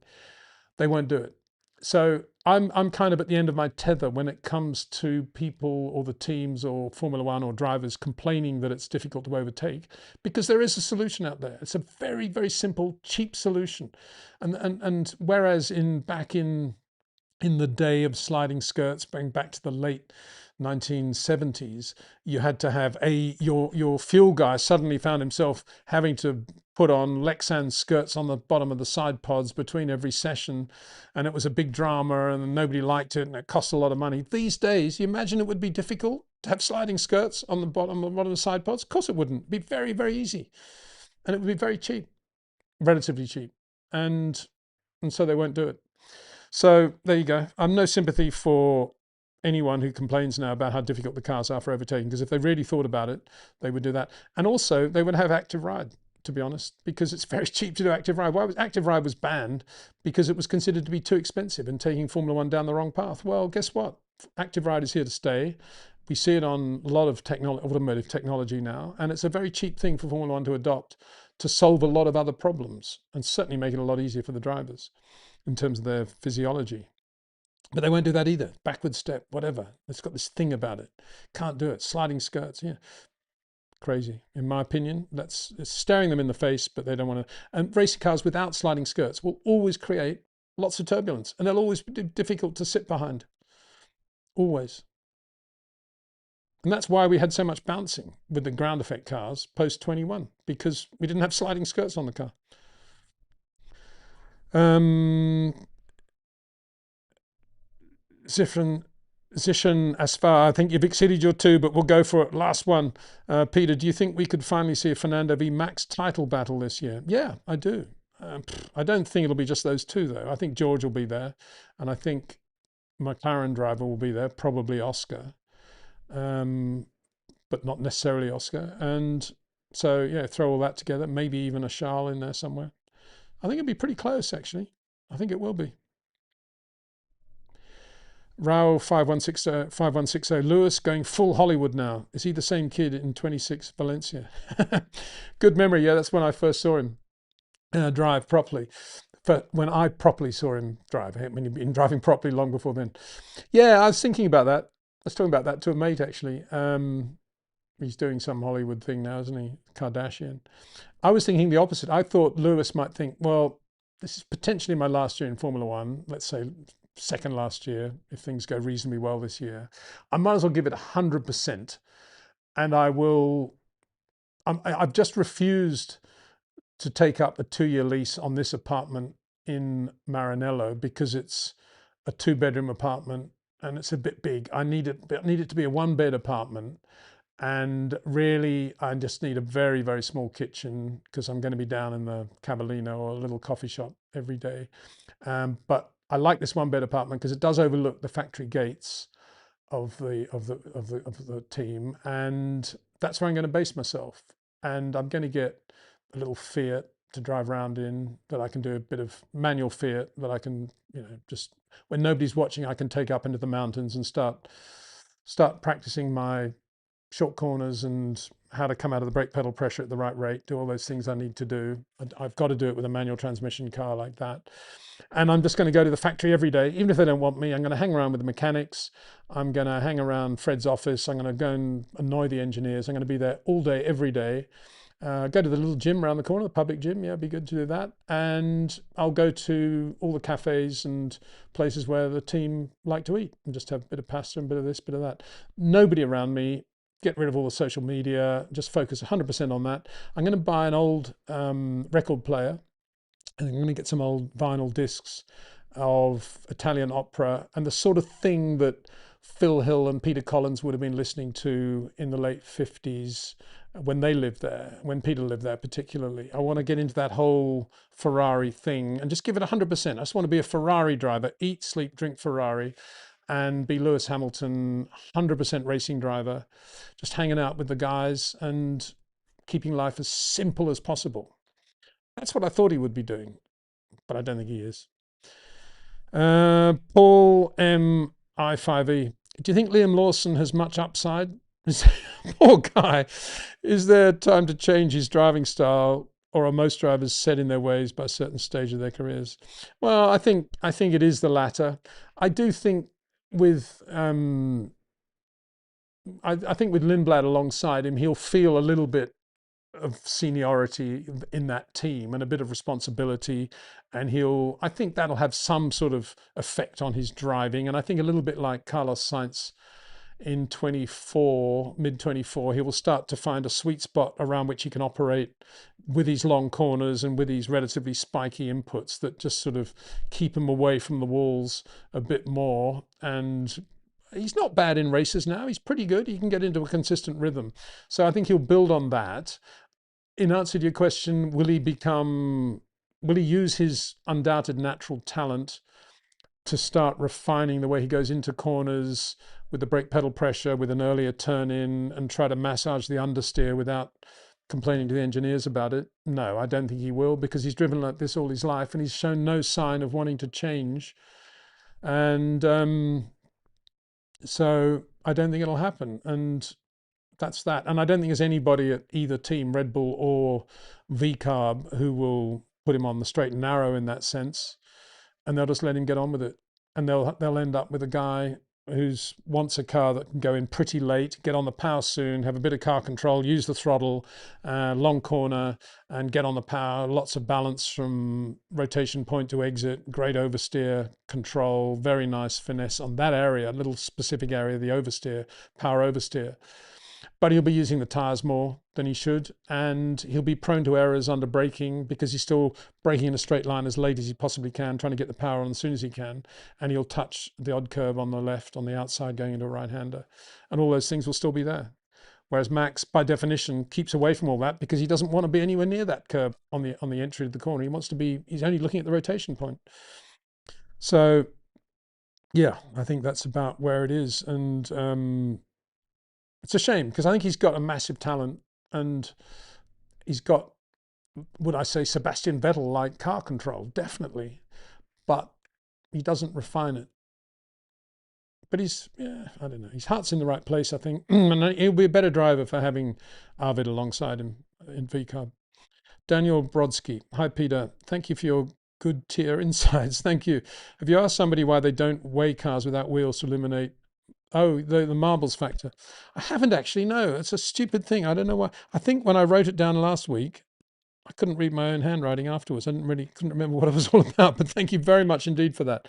I need to check that.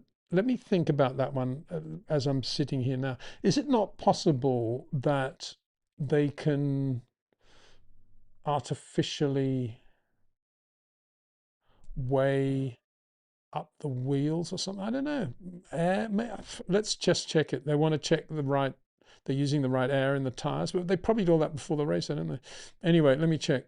Gone Ego. Hi, Peter. Is it possible that this compression ratio discussion is only a hoax? No, I don't think it is. I don't think it is a hoax. And I think it is I mean, most of the engineers to whom I've spoken said, yeah, it can be done. And maybe some teams are doing that. And we think it's, at this point, it's Mercedes, Red Bull, maybe Ferrari have got some sort of system as well. So we'll see. I mean, Scarbs is of the opinion that, yes, it's possible, but he doesn't think it's going to be as significant as some of the other parameters governing the overall performance of the engine, like harvesting, for example. It's a good example. And so I think it is a real thing, but how much of an impact it will eventually have is another matter, of course. And as I said to Cameron yesterday, if it is a real thing and the Mercedes does have a bit more power, and if Red Bull do have a bit more power than they would otherwise have, and if Ferrari have a bit more power, well, there's 2/3 of the grid anyway, isn't it? So, you know, that leaves Honda. And as I said yesterday, I don't believe Adrian. It's quite an ironic thing if you think about it, because 2009, Adrian as we understand it, Adrian was somewhere near doing what Braun were going to do with their diffuser, and went to Charlie and said, "What do you think about this?" And Charlie said, "No, under no circumstances. This will be disqualified." And so Adrian didn't do it. But when, from his perspective, when Braun went there, Charlie said, "Oh yeah, it's interesting. Have a go." And they won the championship. And that was obviously a Honda team. And, you know, here's Adrian now with Honda, and potentially the only engine company that doesn't have maybe this compression ratio thing, but we'll see. Maybe they got something else. I'm sure they do. It'd be my bit, would be my bet. So David L. Gahama says, "Good morning. Good morning to you." Grand Inquisiteur says, "Hi Peter, good morning from Reims. What do you think about the FIA's evolution since the Concord Agreement? Personally, I think it's been worse." Or which Concord Agreement do you mean? Do you mean the very first Concord Agreement, or do you mean the last one they signed? What's the FIA like today? It's a bit faceless. It's a bit sort of vanilla. It's a bit sort of committees everywhere. I think the president seems to have quietened down a bit, doesn't he? And everything just sort of ticks over. And they're kind of falling into the role of being the administrator, which is what they are. And thanks to Max, basically, that's all they're going to do.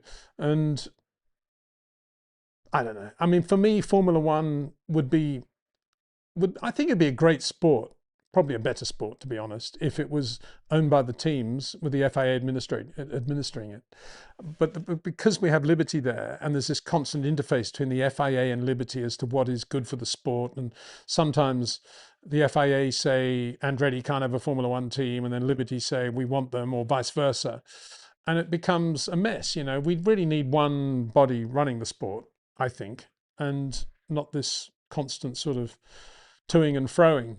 Speaking of which, I haven't seen much mention of Mario or indeed the Andretti family at all in this whole Cadillac thing. And you're probably saying, well, it's not Andretti anymore, it's all Cadillac, and it's this huge venture capital company or whatever it is. Well, sorry, if it wasn't for Mario, this team wouldn't be happening as far as I know. And I don't actually like the fact that we haven't heard anything from Mario or seen anything of Mario, and no respect actually is being paid towards Mario by the team. Where's the Mario logo on the car? Where's his helmet logo? Mario Andretti is the biggest motorsport figure in the United States, without any doubt at all. And he put this team together with his son, Michael. And they should be getting a lot more credit, I think, for what's going on. Formula One should be doing a lot more with the Andretti name. Contrary to their statement a couple of years ago that Andretti needs Formula One a lot more than Formula One needs Andretti, which is probably the most crass comment ever made in the history of the sport. Actually now, Formula One should be doing all they can to encourage American fans to understand that this is an Andretti program, and Mario's very much got his DNA in it. But there doesn't seem to be much of that going on. It's all this rubbish about Super Bowl, and forget it. JPS 78, that's a good name. Wow, Peter Wright would be impressed with that one.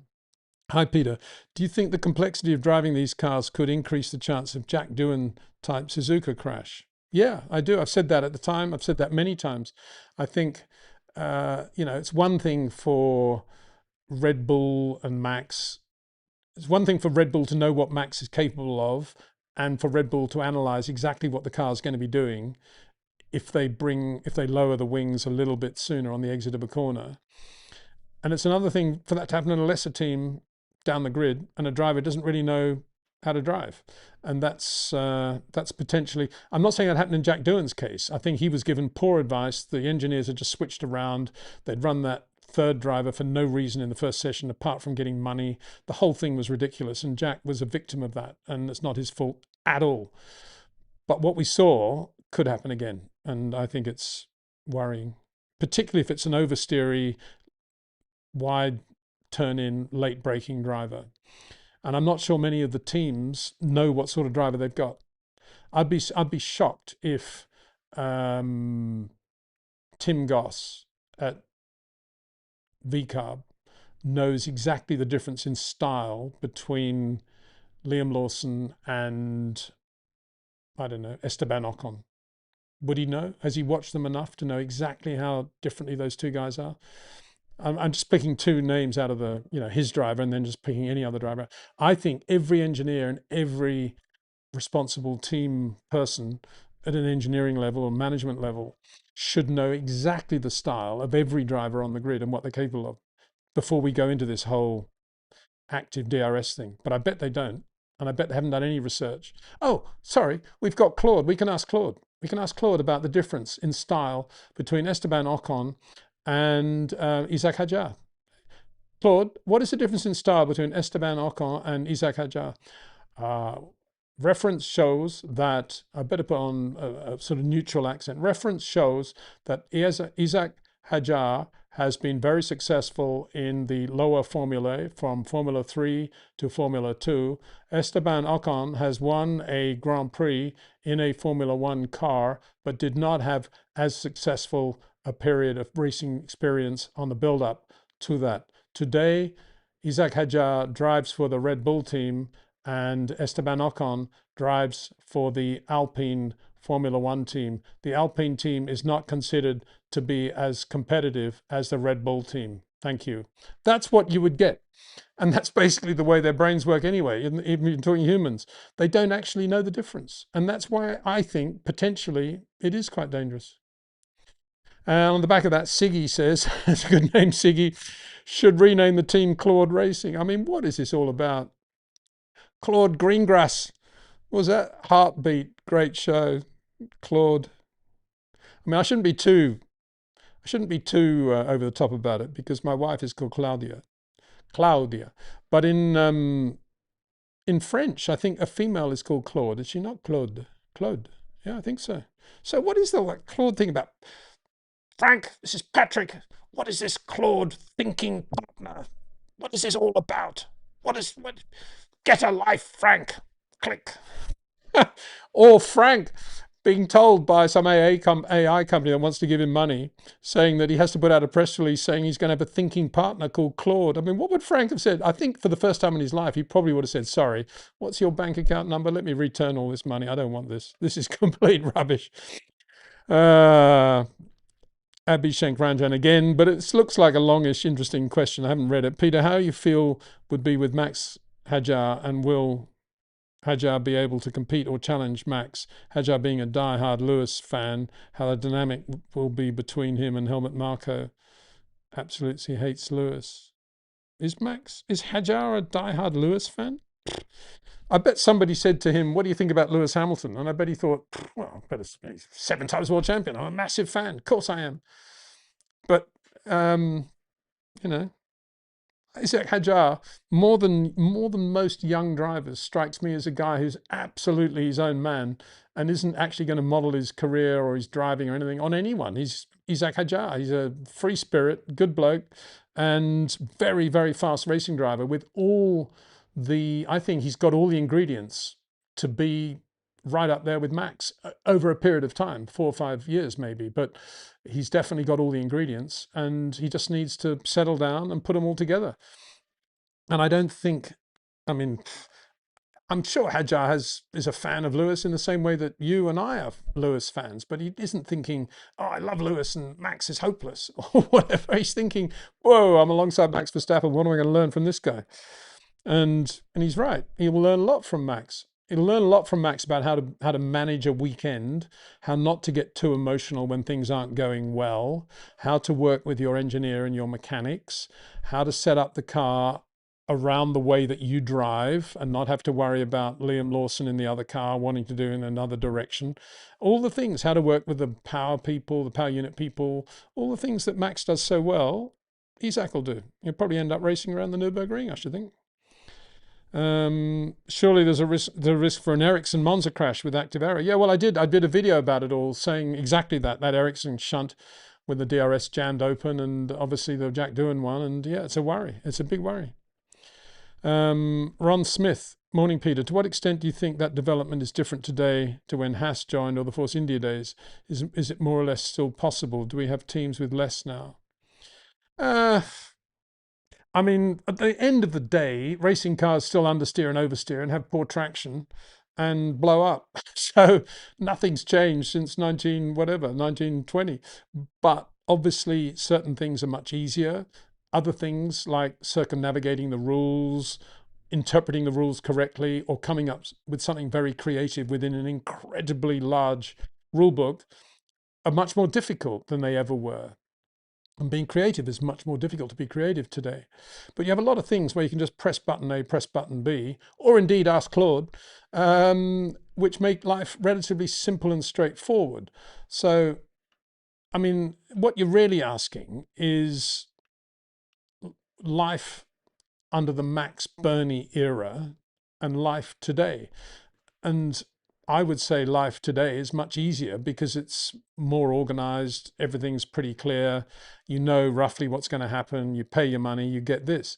Whereas in Max and Bernie, speaking from personal experience, you can get a phone call in your bedroom in San Francisco at 7 o'clock in the morning from Max Mosley, congratulating you on putting a new team together and saying that he, the FIA, will do all he can to help and anything we need to let him know. And then 6 weeks later, hear that he's created a new world championship around the budget cap formula, and that you won't be able to get a Concord Agreement admission into the grid until October or September.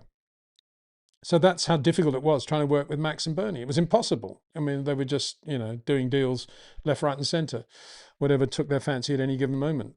A bit like a certain somebody in one of the world's most powerful countries. But today, if you want to do a team, as long as you got all the money there, you can do it.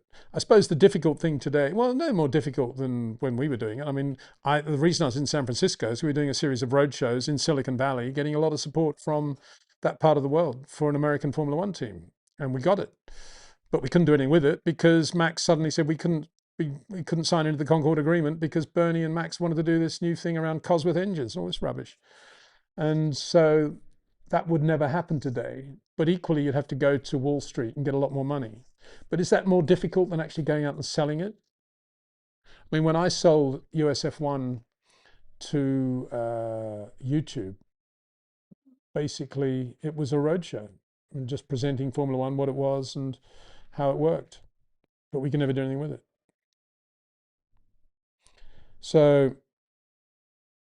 there we go. Somebody, Cal Manguli, is saying, put some likes on there, but that's very kind. Thank you. Very kind. And thank you. I want to say at this point, thank you, because as I said before, there's a lot of YouTube shows out there, regardless of the subject matter, based on having two people chatting or maybe three people chatting and then having some guests and all that stuff. And we will have guests because I want to have experts who know a lot more than I do about specific things talking about the cars and the races this year. And that's what we'll be doing. But in terms of the chat, it's you guys with me, and that's what makes it, I think it makes this show unique, certainly in a motor racing sense, because it's driven by you and your interest in the sport and the things you want to talk about, and that's wonderful.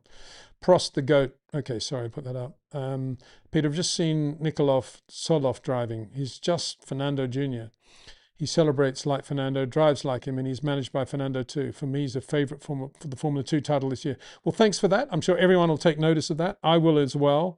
And haven't had any experience with him, but if Fernando's into him, he's probably very good. And sounds great. When you say he drives just like Fernando, you mean he's got an unbelievably aggressive initial turn in? He does that with the car to unsettle it and then just lets it sink perfectly and gets through the corner with all four wheels perfectly positioned on the road. Is that what you're saying? Or are you saying he's just, I don't know, he's quick? One of the two. Anyway, just on Fernando, I think he's got a great chance to be world champion this year. I mean, if he doesn't do it this year, I don't think he'll do it again. But he's got an Adrian Newey car, Honda engines. He's got Adrian on the pit wall with him. And it's Fernando Alonso, still very, very fast. Let's see what happens there. Extreme BHP 9256. Hi, Peter. Hope you're well. I recently watched an interview with Michael Schumacher where he was talking about his ability to go into corners quickly. This confirmed him extending straights and shortening corners. Yeah. And I spoke to Michael a few times about that. And I think I was one of the few guys ever to get Michael and Ralph in the same live interview. This is for American TV. I say live, it was happening, I think it went out an hour later. And I actually said to Michael, I said, so how do you think Ralph drives? And he looked at Ralph, and Ralph sort of looked at him, and Michael just said, he has the same trace as me, which is his way of saying, yeah, he goes into corners early and does all the things, short corners. And I said, I actually said that. I said, so you think he goes into corners early? And Michael just sort of smiled and just sort of no more questions sort of thing. Michael was like, they didn't really want to talk about anything that gave away any sort of detail. But he more than Max, actually, I think, was very aware of how he drove. That's probably unfair to Max. Max probably knows. I'm sure he does. And he knows, what's this guy doing on the way outside? It's going to go down the inside. He probably thinks that all the time. But he doesn't think any more than that. He just thinks, oh, good, thank you. Pass. Off. Drew Blank Music. That's an interesting title. So I'm thinking about it backwards. You want to exhaust your power supply just before the breaking point at the end of a straight. I guess so.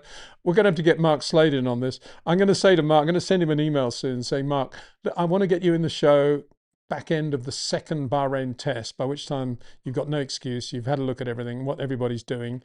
How do you drive these cars? And what is going to be the quickest way of driving it, please? Please go away. Thank you. That's don't ask me, because all that power harvesting, power getting rid of, it's all over my head. And then he continues, and then your throttle application, entering the straight must be progressive to avoid wheel spin. Yeah, absolutely. That's a good thing. I mean, don't forget the immortal words of Nigel Mansell in '91 when traction control was coming in. No, I've got traction control already. It's called my right foot. And he's right. If Sergio Perez will be good in that. Sergio will probably have a very surprisingly comparatively good year, because if it is a lot about saving the tires because of the amount of torque on these engines, then Perez will be very good at that. He's very, very good at that. Don't underestimate Perez in that area. It's going to go to a super chat now. It's come in. Formula Nacho. Hi, Peter. You're a legend. Thank you for your lives. Thank you very much. That's kind of you. Very kind. Thank you. So Sarah Noala Abueno. Sorry about my pronunciation there.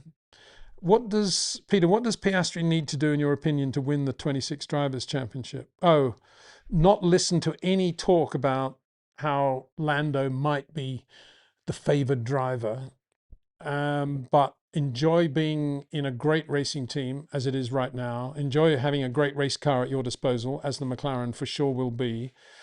And just be yourself and relax and enjoy, and that's it. Don't listen to any talk about inter-team politics. And I'm sure there will be. And there'll be quite a lot of talk about, Lando's just won a race. Oscar might go to Red Bull. Let's forget about all that. It'd be my usual recipe these days. Well, he doesn't do social media anyway, as far as I know, but just even more so. Old ear plugs in, whatever, headset on, music headset that is, and don't get involved with anything. Just enjoy being the laconic, fun-loving, no, not even fun-loving, laconic, one-lining Australian racing driver that he is. Obviously, if I was near him, I would say, contact Rob Wilson. You've got the talent to drive as well as Max. You've got to bring that out now at this stage, otherwise you'll never do it. Go and do 10 days with Rob and try to get the feel for getting into a corner earlier, try to get more feel for the brake and throttle, how you can balance the two going into a corner to control understeer, and also work on your traction with Rob. He's very good. He'll simplify the problem by getting you to rotate the car at exactly the right moment, where you won't have to worry too much about how you put the power on, because you'll have the car perfectly straight with that rotation point. That's what Rob would give him. I have no doubt about that, but I don't think he'll do it. And I don't think he'll even think about doing one day, let alone 9 days with Rob. It's a shame, because I think if he did, I think he would definitely go to another level quite quickly. But at the level he's in, he can still do very well. And he's still got great car control. As I say, the problem, the guys like Liam and Oscar, who are very good at, and obviously Perez, very good at managing the power, is that they rely on that, as distinct from putting the car in a position where they don't need to rely on that when they're getting the car straight, like Max. That's one of the reasons Max, for a while, wasn't as good as Perez when it came to putting the power down and having that really linear power progression, because he's so good at actually rotating the car to a point where he doesn't need to worry too much and perfect that part of his talent, that he was never having to do that. Suddenly Perez in a couple of situations was doing it. Monaco, good example. And Max thought, well, I better sharpen up in that area. I've never really thought about it because I've always got the car dead straight, and it's pretty easy to drive the car in a straight line. But dead straight's a slight exaggeration, obviously. And that's why I think there was that difference. It's no longer there. Max is, even if Max has to drive a car on power oversteer, yeah, he's probably as good as anybody in the world right now. I keep playing with this if you're wondering about the rattling noise. So going back to Oscar, he needs actually to create a situation where he doesn't have to worry too much about how good he is on traction. Power oversteer. Lessen the oversteer would be the answer. Jotma, Button had a close relationship with Honda for a long time. Yeah, that's a good point. Yeah, he did with Honda. I don't think that's why he's gone to the team. I think it's because Adrian needs a face that's out there that everybody knows and recognizes and will love and can have lunch with or whatever, an interview for endless hours, and keeping Adrian away from it all and allowing him to get on with it. But yes, he has a history with Honda. And if they win a race, I'm sure you'll see Jensen up there at some point on the podium, probably getting a trophy. Prost the GOAT. Yeah, interesting title. I wouldn't disagree. I would disagree greatest of all time, but I think GOAT, one of the GOATs.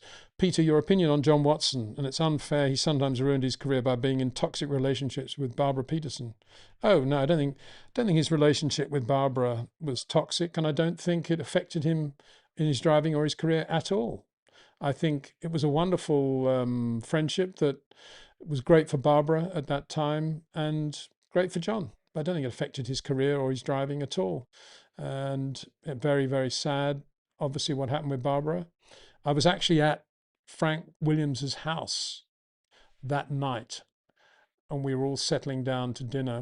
I was invited there for dinner, and Ron was there, and who else? Harley Cluxton, I think, and a couple of other friends. There's about 10 of us there at the table. And John was invited with Barbara. And the message came through that, John wouldn't be coming because Barbara had just sadly passed away. And yeah, terrible time. But as I say, I don't think that had any impact on John's career. And it wasn't toxic at all. I think that's the wrong word. Grand Inquisitor. Tobacco is gone and now we have crypto. Was that true? I think Philip Morris still spend quite a lot of money at Ferrari, don't they? I think we need to be aware of that. Tobacco's gone, and now we have crypto, gambling, and fintech sponsors. What's fintech? Never, presumably AI, is it? All over the cars. Do you think Formula One's ads ethics has genuinely improved, or have we just replaced one controversy with another? Well, I'm one of these guys that think crypto is the dark money of our ecosystem. So that's that one out. Gambling, not a fan. Although I've got to put my hand on heart and say that if William Hill rang me tomorrow and said, Peter, we want to sponsor your YouTube channel to the tune of £5 million, I would probably take the money, sadly. Fintech, well, if that means AI, and you know what I think about that, and Claude for that matter. Gambling, going back to gambling, my dad loved, excuse me, I just bumped the camera. My dad loved point-to-point horse racing, which was over the fields of England, farmers giving up their land for a day, and very natural horse. I mean, I wasn't into it myself, but I went to many events just to be with my mum and dad, and they'd have he had a Fiat Punto, but they'd open the boot and they'd have a little hamper in the back and things like that. And my dad used to bet, but he had never bet more than £1, £2. And if he could cover his fuel costs for the day and maybe the lunch costs, he went home a happy man. And I think if gambling was at that level, it would be okay, wouldn't it? But the trouble is, it's money, money, money. And human beings have this instinct of wanting to have more, more, more. And so that's where gambling gets out of control. I'm going back to Peter Hunt, James's elder brother, who was my accountant for a while. One of his clients, I remember when I was with him, was a professional gambler and you guys out there who know gambling know this story, probably will know this thing probably very well and think, well, what's the big deal about that? But for me, it was a huge deal. This guy did nothing other than place massive amounts of money on what appeared to be surefire bets. So he wouldn't bet on the final of the Australian Open because there was half a chance that Djokovic could beat Alcaraz. But in the days when we were doing this, let's say Martina Navratilova was the number one women's tennis player at that time, and he would bet, I don't know, £500,000 on Martina Navratilova making the final at Wimbledon, not even winning, making the final at Wimbledon. And the odds would be absolutely tiny, obviously, but he would make a bit of money on it. And he would do that same sort of bet in 100 other sports and industries throughout the year. And at the end of the year, he would make, quite serious money. That's how he did it. You got to have massive capital, obviously, to do that. I don't really understand why anyone would want to do that. But that's one way that some people bet, I suppose, and probably people today doing the same thing. As for crypto, as I said, it's just like dark money of the ecosystem, and I don't even want to think about it. And I can't imagine why Formula One has condoned it, actually. I think of all the purity of Formula One, and we can't have grid girls, and we can't do this, we can't do that, and we want to be visible. Why are they embracing crypto? Oh, because the rest of the world is. What's wrong with that? Yeah, well, somewhere along the line, it'd be nice to have some sort of human element. Morals. Morals? What are they? ONGC8YC. Peter, if Mercedes get a 1-2 this season, do you think they would still get Max in? You mean for 27? Well, absolutely. There is not, as I said to Cameron, there is not a racing team on the planet Earth that wouldn't want Max Verstappen driving for it. Even Roger Penske in IndyCar or WEC would be thinking, oh, I wonder if I can get Max Verstappen. Every Formula One team would, every day. If you're not thinking that, then you shouldn't be doing the job of trying to run a Formula One team. And so you'd be thinking, Adrian will be thinking right now, I wonder if we can get Max Verstappen for 27. How will we do that? I've got to try and win a championship with Fernando and then persuade him to retire. That's what Adrian will be thinking. They'll all be thinking that. Of course, Mercedes will want him. Red Bull will want to keep him. Ferrari will want him. They'll all want him. They'll be on the phone all the time. He's probably got about 9 different mobile phones, depending on which team he wants to talk to at any given moment, because they're all ringing him, leaving messages for him. So, yeah, Mercedes finished 1-2 in the championship. And Max Verstappen rings, well, let's say to finish 1-2, they've got to have a pretty dominant car, let's face it. So let's say by Monza, they're running 1-2, and it's pretty clear they're going to win the championship. You're telling me that if Max rings Toto Wolff and says, Toto, I want to sign a 5-year deal with Mercedes, let's sit down and talk money, let's go for it. You're telling me Toto wouldn't do that? Of course he would. He'd get rid of one of those two. He'd sell off Antonelli probably to whoever, somebody would want Antonelli for sure, McLaren, Red Bull probably, I don't know. But yeah, of course those deals will get done. And they all want Max, for sure. Peter, sorry if it's a trivial question from Jules Clark. What are your favourite Formula One photographs? Well, it's not a trivial question at all. It's a great question. And it's one that a bit like, all these drivers from the past and current drivers and who are the favourite. It's something you can go on for weeks, months, years to talk about. But pictures that spring to mind for me would be a shot that Michael T took at Solitude 64 of the opening lap of the non-championship Formula One race there that year. It was wet in the morning. The track was shiny wet, but it wasn't raining, and sun was just coming through the pine trees. And Jim Clark's leading the field, and as Jim in the 33 comes into the little streak of sunlight, he clicked the shutter. And there's Jim Clark in the sun and everybody else in the shadow. And he's just going through this right-hander on a gleaming wet track. So that's one of them.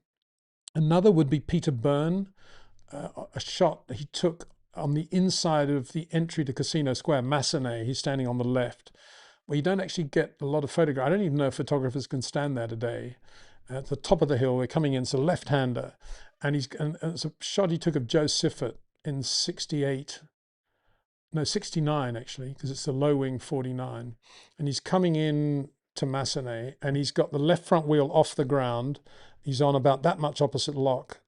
And it's slightly blurred. It's just a great picture. It's just like, whoa, Seppi Siffert at his very best. No, 68.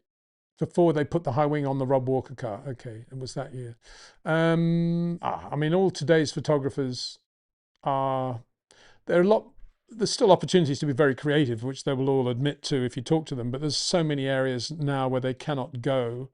And a lot of the pictures for me are not in the places you'd want to see the driver doing something different. They're usually head on under braking or pan shots or overhead from the garage area, things like that. And yes, you get some great stuff, but the really creative photography is, I suppose, another one for me. I'm just trying to think of the photographer. Was 67 Belgian Grand Prix qualifying, Jim Clark in the Lotus 49. I mention this because it's very unusual to see many photographs from the back end of the old Spa circuit. Most of them around La Source, going into Eau Rouge, coming up to La Source. A lot of photographs from there. But this is a shot of Jimmy going through Blanchiment in the 49 on what could have been his pole lap, with no wings in the 49, no seat belts. The tires are really narrow with incredible lean on the sidewalls. And he's going through Blanchiment. I don't know, I'm guessing 140 miles an hour, maybe 150 miles an hour through the right-hander. I think that was a George Bishop photograph from Autosport, but I'm not sure. Nigel Snowden, fabulous shots of Emerson Fittipaldi, 1972 Austrian Grand Prix, going through the Bosch curve, downhill, oversteer, perfect shots. And there's a picture of, oh, who took this one? I think it's the front cover of, it's not actually the front cover of Autosport, Autocourse, but it was 73 Monaco Grand Prix, Jackie Stewart coming through the last part of Rascasse, the tight right-hander, the photographer standing on the apex of that guardrail, standing inside the guardrail on the apex of that, and Jackie's coming in with just a slight amount of oversteer, perfectly positioned car. I remember talking to Jackie about that picture, and he said, "Oh yeah, that was. If any photographs captured the perfect moment, it was that. That was that. He remembered that moment, and that it was a qualifying lap of how the Tyrrell felt at that point. I think that was David Phipps or Nigel Snowden. I think it was."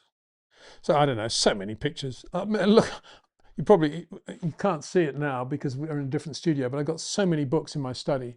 A lot of them are just photographs.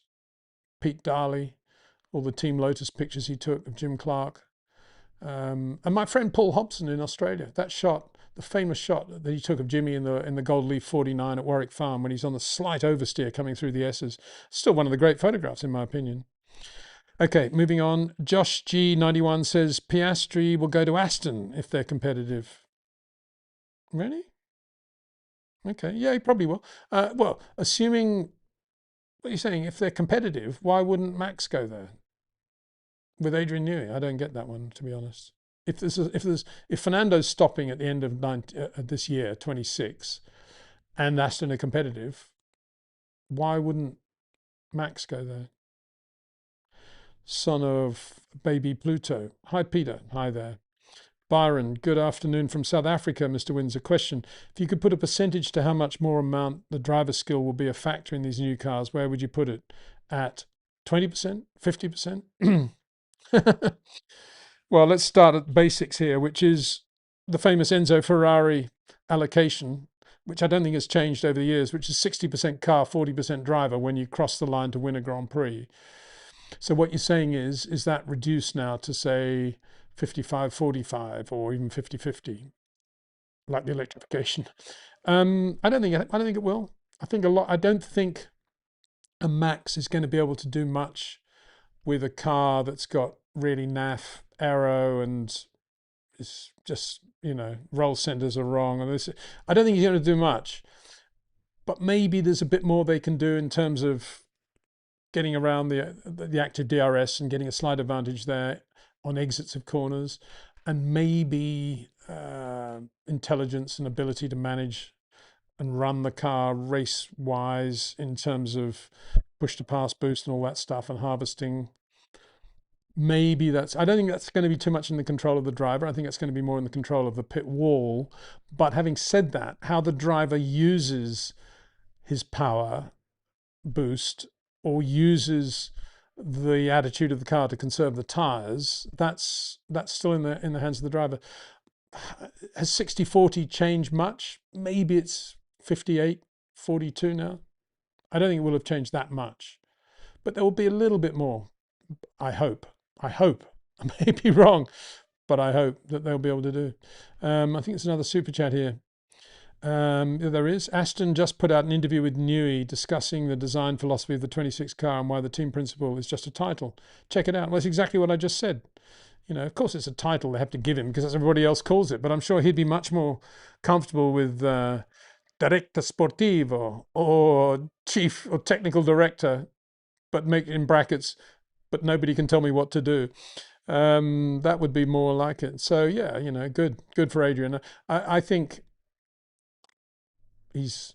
Let's ask. We need to ask Claude this, don't we? You know, why haven't you got Adrian? Okay, here's a good question for Claude. Okay, Claude, you're working with the Williams. Claude, you're working with the Williams Formula One team.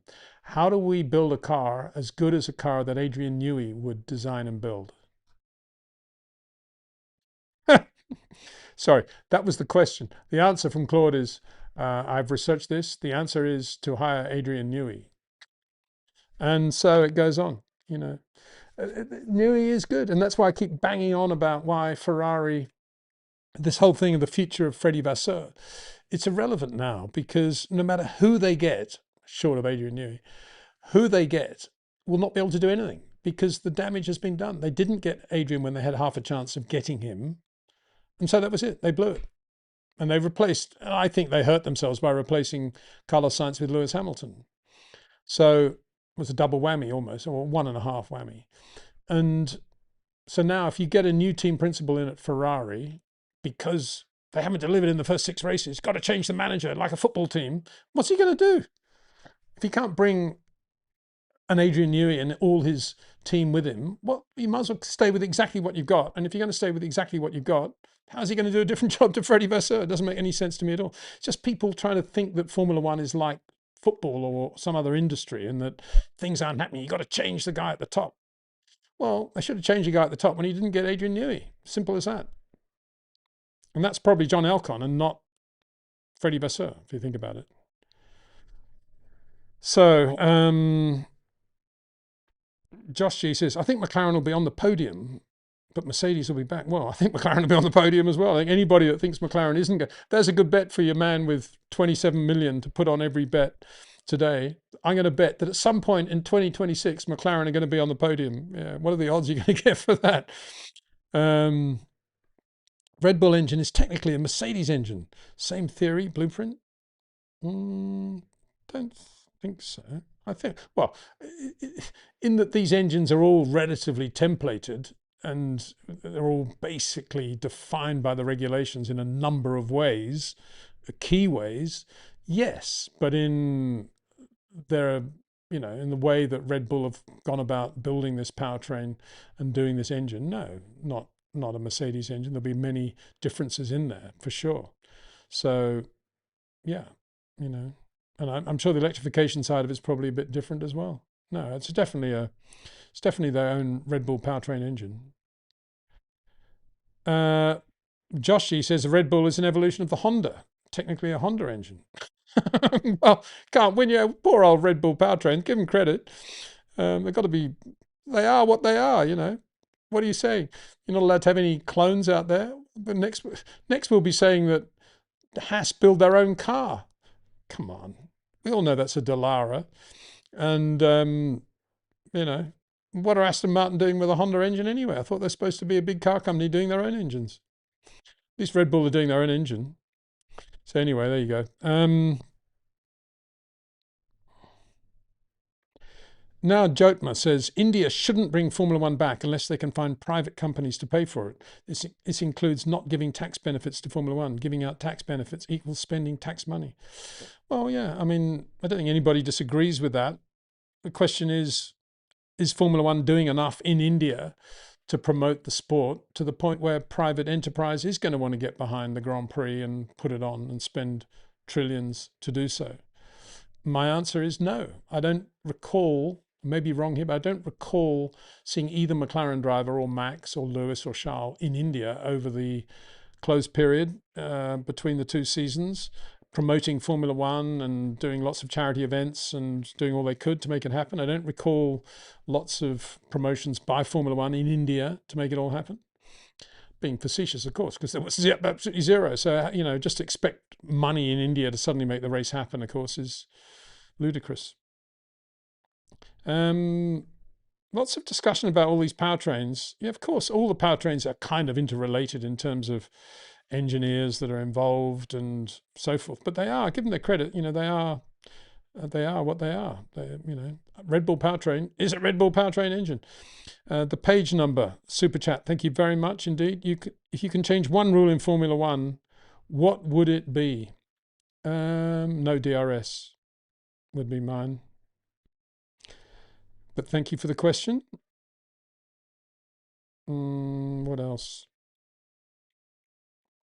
Going back to the top of my thing here now. Okay, here's another one there's another super chat from Miran DD9. Mark Slade chats are amazing. Yep, he's going to be back soon with us. Was surprised when he said K-Mag is the late breaker, not the short corner guy. Yeah, well, that's right. I mean, K-Mag is super late breaker. I mean, he does have, and I think I've made this point before, but I'll repeat it. He does have certainly the finesse and the suppleness to be a short corner driver. It's no doubt he has all those things, those ingredients you need in order to be able to drive the way Max drives. But he's never really developed those.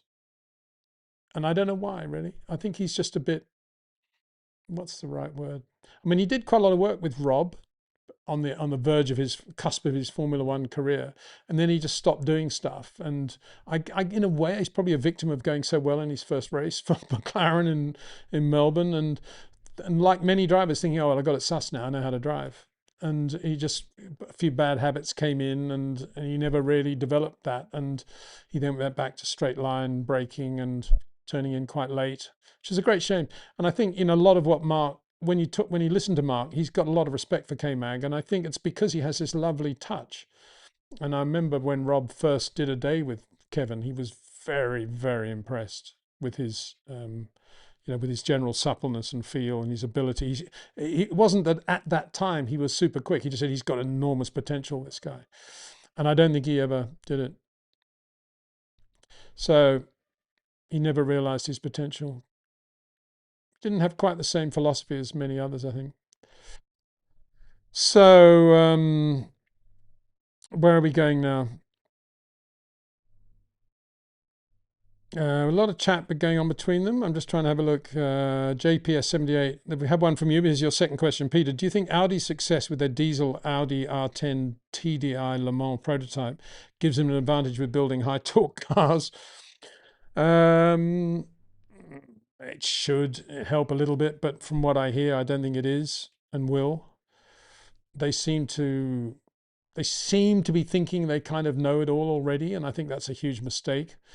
And the way they sort of bludgeoned their way in by obliging Formula One to get rid of MGUH because it's technology they didn't understand or know, I think was very poor, and very poor that Formula One acquiesced to that.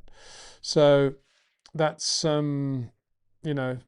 we'll wait and see how it all goes. I mean, the plus points about Audi are Jonathan Wheatley, in my opinion, and a few other, and the engineering in general, I think is probably reasonably okay. Not a bad race team as well. Two good drivers, but I think they could, at the moment they look to be a victim of having been so successful. They're a bit sort of rabbit in the headlights now that Formula One is actually starting to happen, but we'll see how it goes. As I say, I've got a lot of faith in Wheatley's ability to be able to calm everybody down and focus on the right things.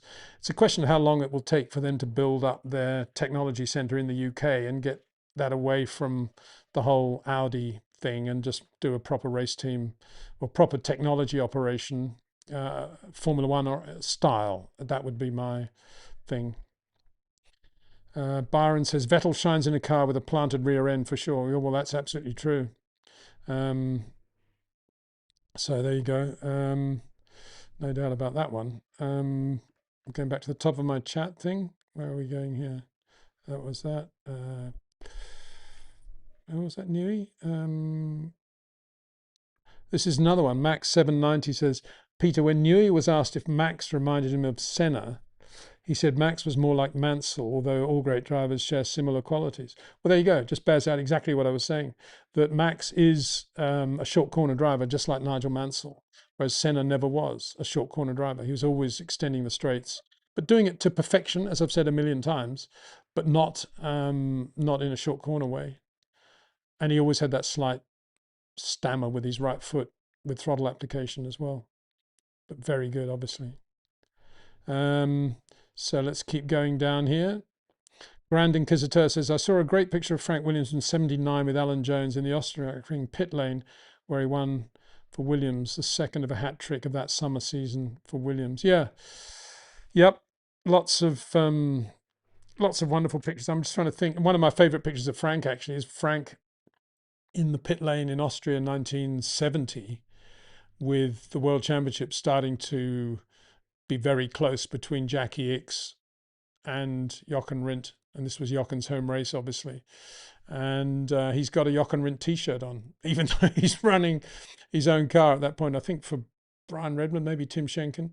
And that's classic Frank. Wonderful. Of course, he did drive.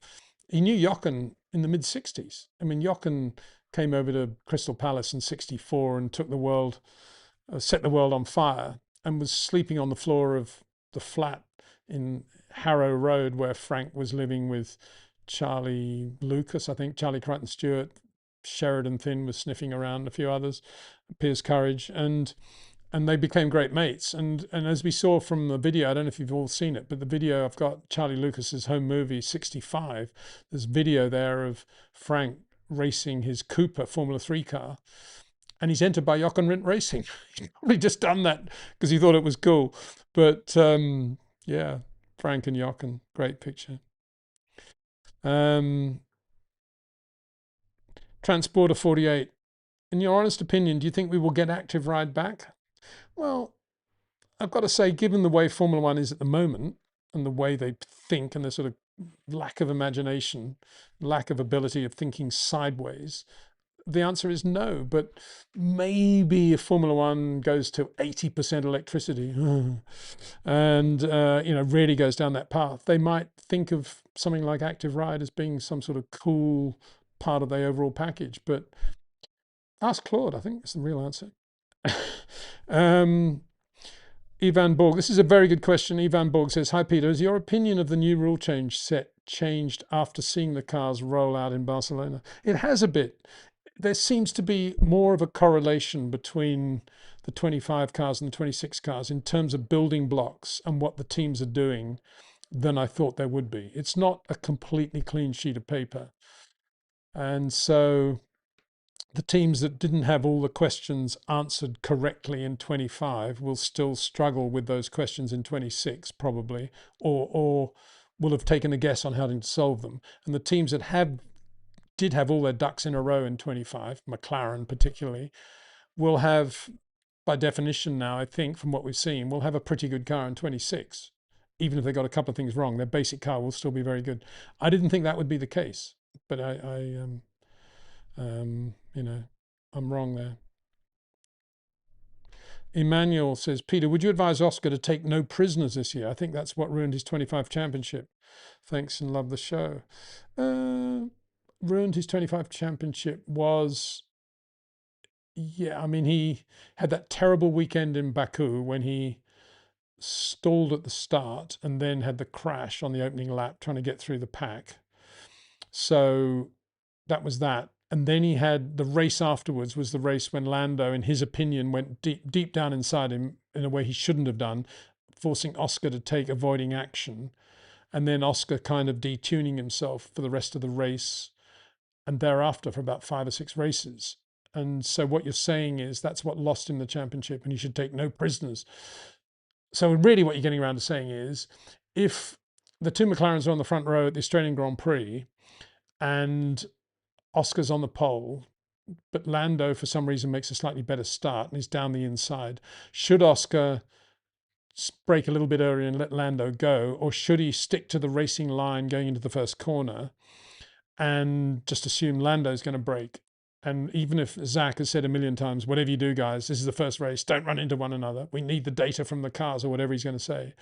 Do you think that Oscar will do that. I don't think he will. I think he'll still back off and protect the moment and allow both cars to go through trouble free, I think. As I say, for me, the way for Oscar to approach this year is not necessarily to be taking no prisoners on the track. It's more that he needs to stop all the noise outside him, which is saying Lando's got the advantage, they're favouring Lando, and just focus on his own side of the garage, which is kind of the same advice I'd give to any driver, really. But I think Oscar's more prone to trying to be a part of the glad, happy McLaren team because that's how the team is. And I think he needs to get away from that and be Oscar Piastri Racing Limited and do the job for Oscar Piastri, but not necessarily on the track by taking Lando out. I think it can only end in tears for everybody, really. Anyway, I've got to the end of this live stream now because it's 1 o'clock in Spanish time and I've got to get on with some other things. I did this because I did the Tuesday date because I felt that there's a lot of heat building and everybody's hair's catching fire with the new season beginning, and we're all anticipating how it's going to go and wondering how it's going to go. So my plan was to do this, see how it went to do it today. And there seems to be a massive support from all you guys. Lots of questions I'm not getting to. You missed my question again, Brian McClendon. Let me see if I can find it. I'll scroll upwards, Brian. What is it? If you're going to say you've missed my question again, at least repeat the question so I can easily go to it. What is it? I haven't found it yet. Anyway, what I was getting around to saying was I'm going to do another one this week on Thursday. So we'll do Tuesday and Thursday live streams because I know there's a lot and I want to get to it, try and get to everybody's questions. It's not easy to do that.